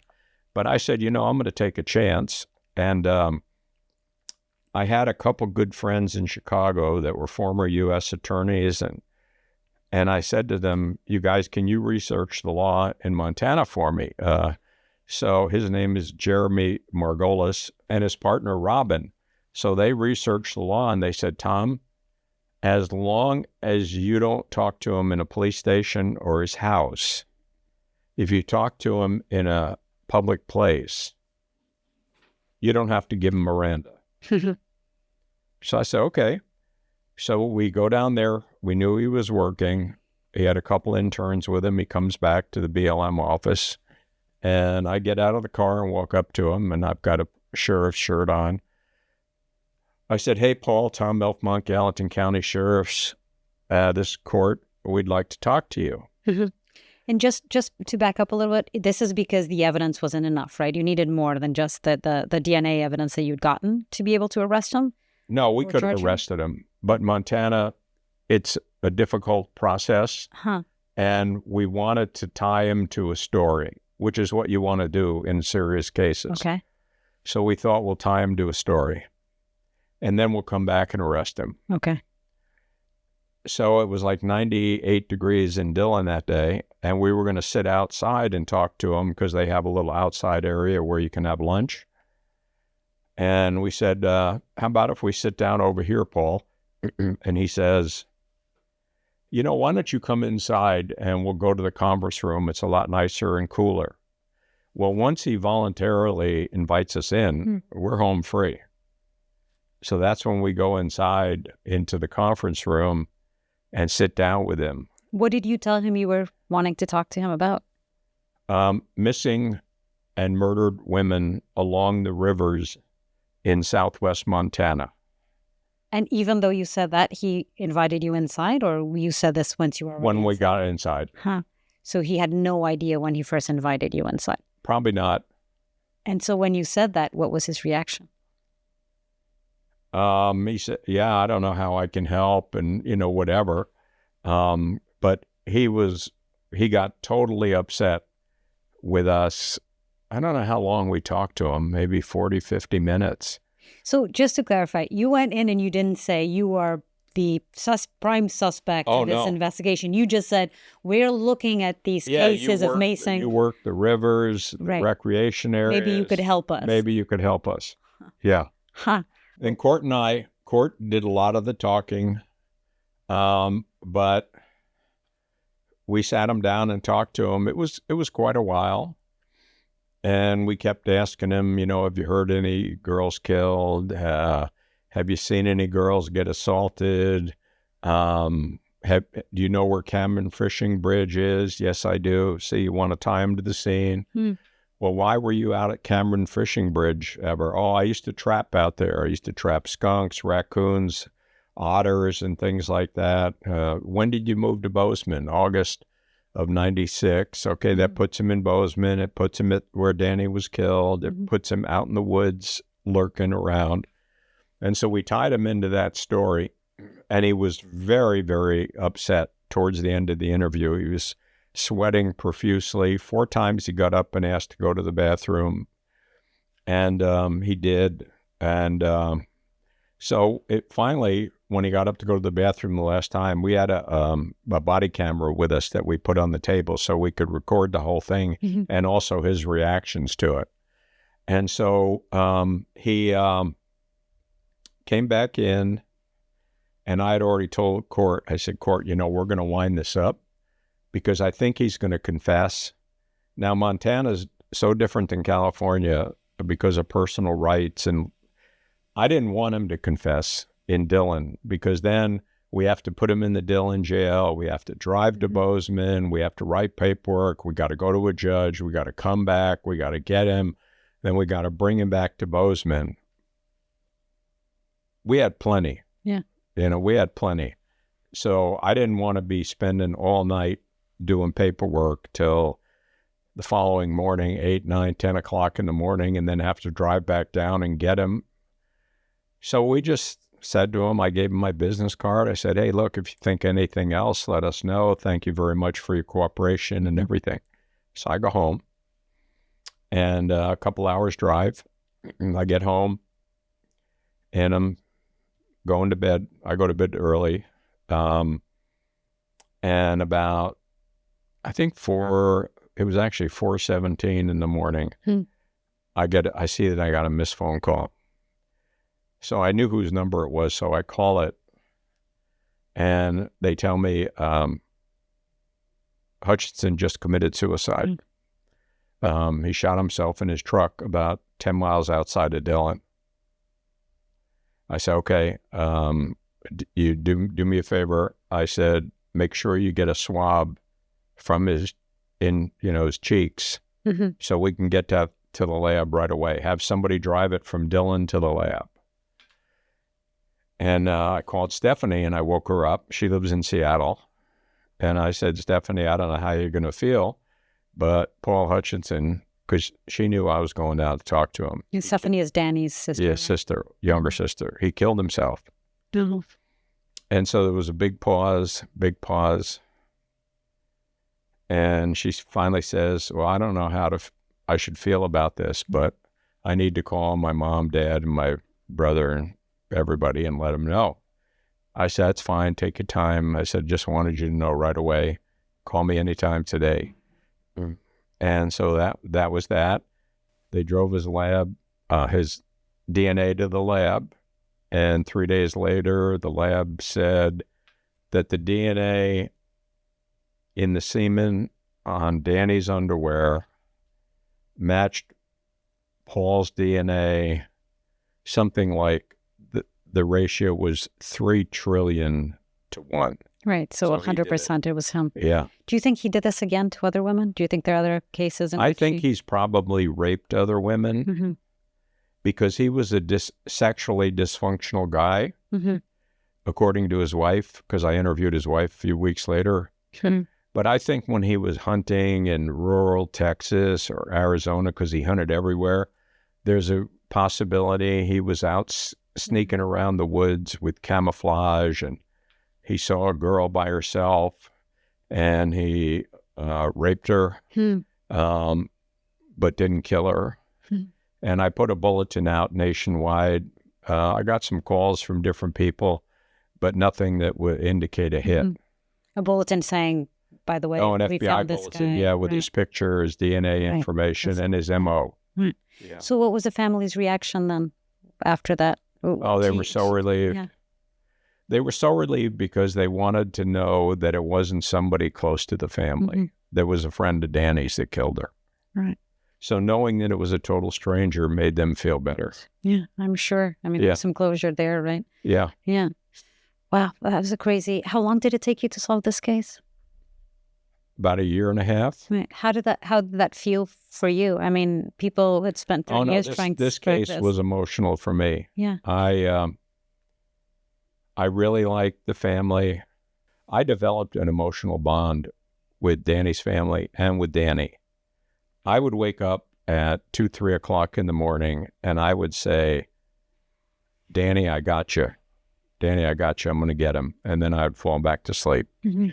So it was a big deal for me. Yeah. I'm sure. Yeah. Wow. Yeah, it's incredible. It's great police work, but also as good as it is, I mean, it seems like it didn't take that much, that it wasn't that hard. This should have been something that they should have cracked it themselves. Yes. The Montana law enforcement, what happened there? Like what do you think went wrong there? Like I told you in the beginning, you have the real police and then you have the police. Do you think, does Montana have a lot of police that is not real police? Do you think they could be better there? Oh, way better. Yeah. You coming from from working all your life at LAPD, how do you find it different there, law enforcement? Oh, it's very laissez-faire. Very laissez-faire. And there's there's things that happen up there that I can't be involved in because of who I am. I'm just an unpaid guy, volunteer, that make me crazy. That they don't jump all over it and try and, put people in jail. You better be careful with what you say or you're going to be kicked out of the state, Tom. I might get kicked out of the sheriff's department, but I don't think they're going to kick me out of the state. I just don't think that's going to happen. I'm sure you have plenty of people that love you there, including the Houchins family. Are you working on other cold cases now? I have another case that's in the district attorney's office. I asked her to give me a warrant. He's in jail for another murder he committed in Hawaii. And he committed a murder in 1989 in Belgrade, Montana, of an Oglala Sioux girl who'd been adopted. And I'm waiting for the county attorney to give me a warrant so I can extradite him. But he also had a partner in this case. And his partner is a very successful multi-millionaire local rancher. Wow. And I'm hoping I can put a case on him. Is this public? Is it okay for you to be telling me this? I can't tell you who he is or anything, but do you think if they hear this, they won't know it's them? Or no. No. Okay. He knows that I'm after him. I went to his house a couple months ago and knocked on his door and said, I've been doing this for 50 years and I'm going to get you. And you are? I think I will. One way or the other. Yeah. Wow. Did you ever think that you were going to end up in Montana solving cold cases? I knew I'd end up in Montana, but I thought it would more be, I don't know what I thought it would be, but I never thought I'd be involved in law enforcement up there. Right. And if this was California, there's no police department in California that would say to me, oh, Tom, you worked LAPD, you worked a lot of homicide, you're this, that. Can you come work and do this cold case for us? Voluntarily. Yeah. They just wouldn't do it down here. And I think to the sheriff's credit, right, he knew that his people and his agency weren't going to be able to get there. So Eric brought me in and the sheriff turned me loose. Right. Yeah. Yeah, that is very good police work, actually, right? Yeah. I think it was, he recognized the case for what it was. Right. That it needed somebody to clean it up and make, get a conviction, so to speak. Yeah. And it made national headlines. It was the New York Times, this case. Yeah. Case you cracked. Yeah. It is incredible. Well, Tom, it has been an amazing privilege to have you on the show. Well, my privilege. Thank you. Thank you for coming on The Hidden Third. It was great to hear a little bit of your story. Yeah, it was really nice to meet you too. You too. I enjoyed it. Me too. Yeah.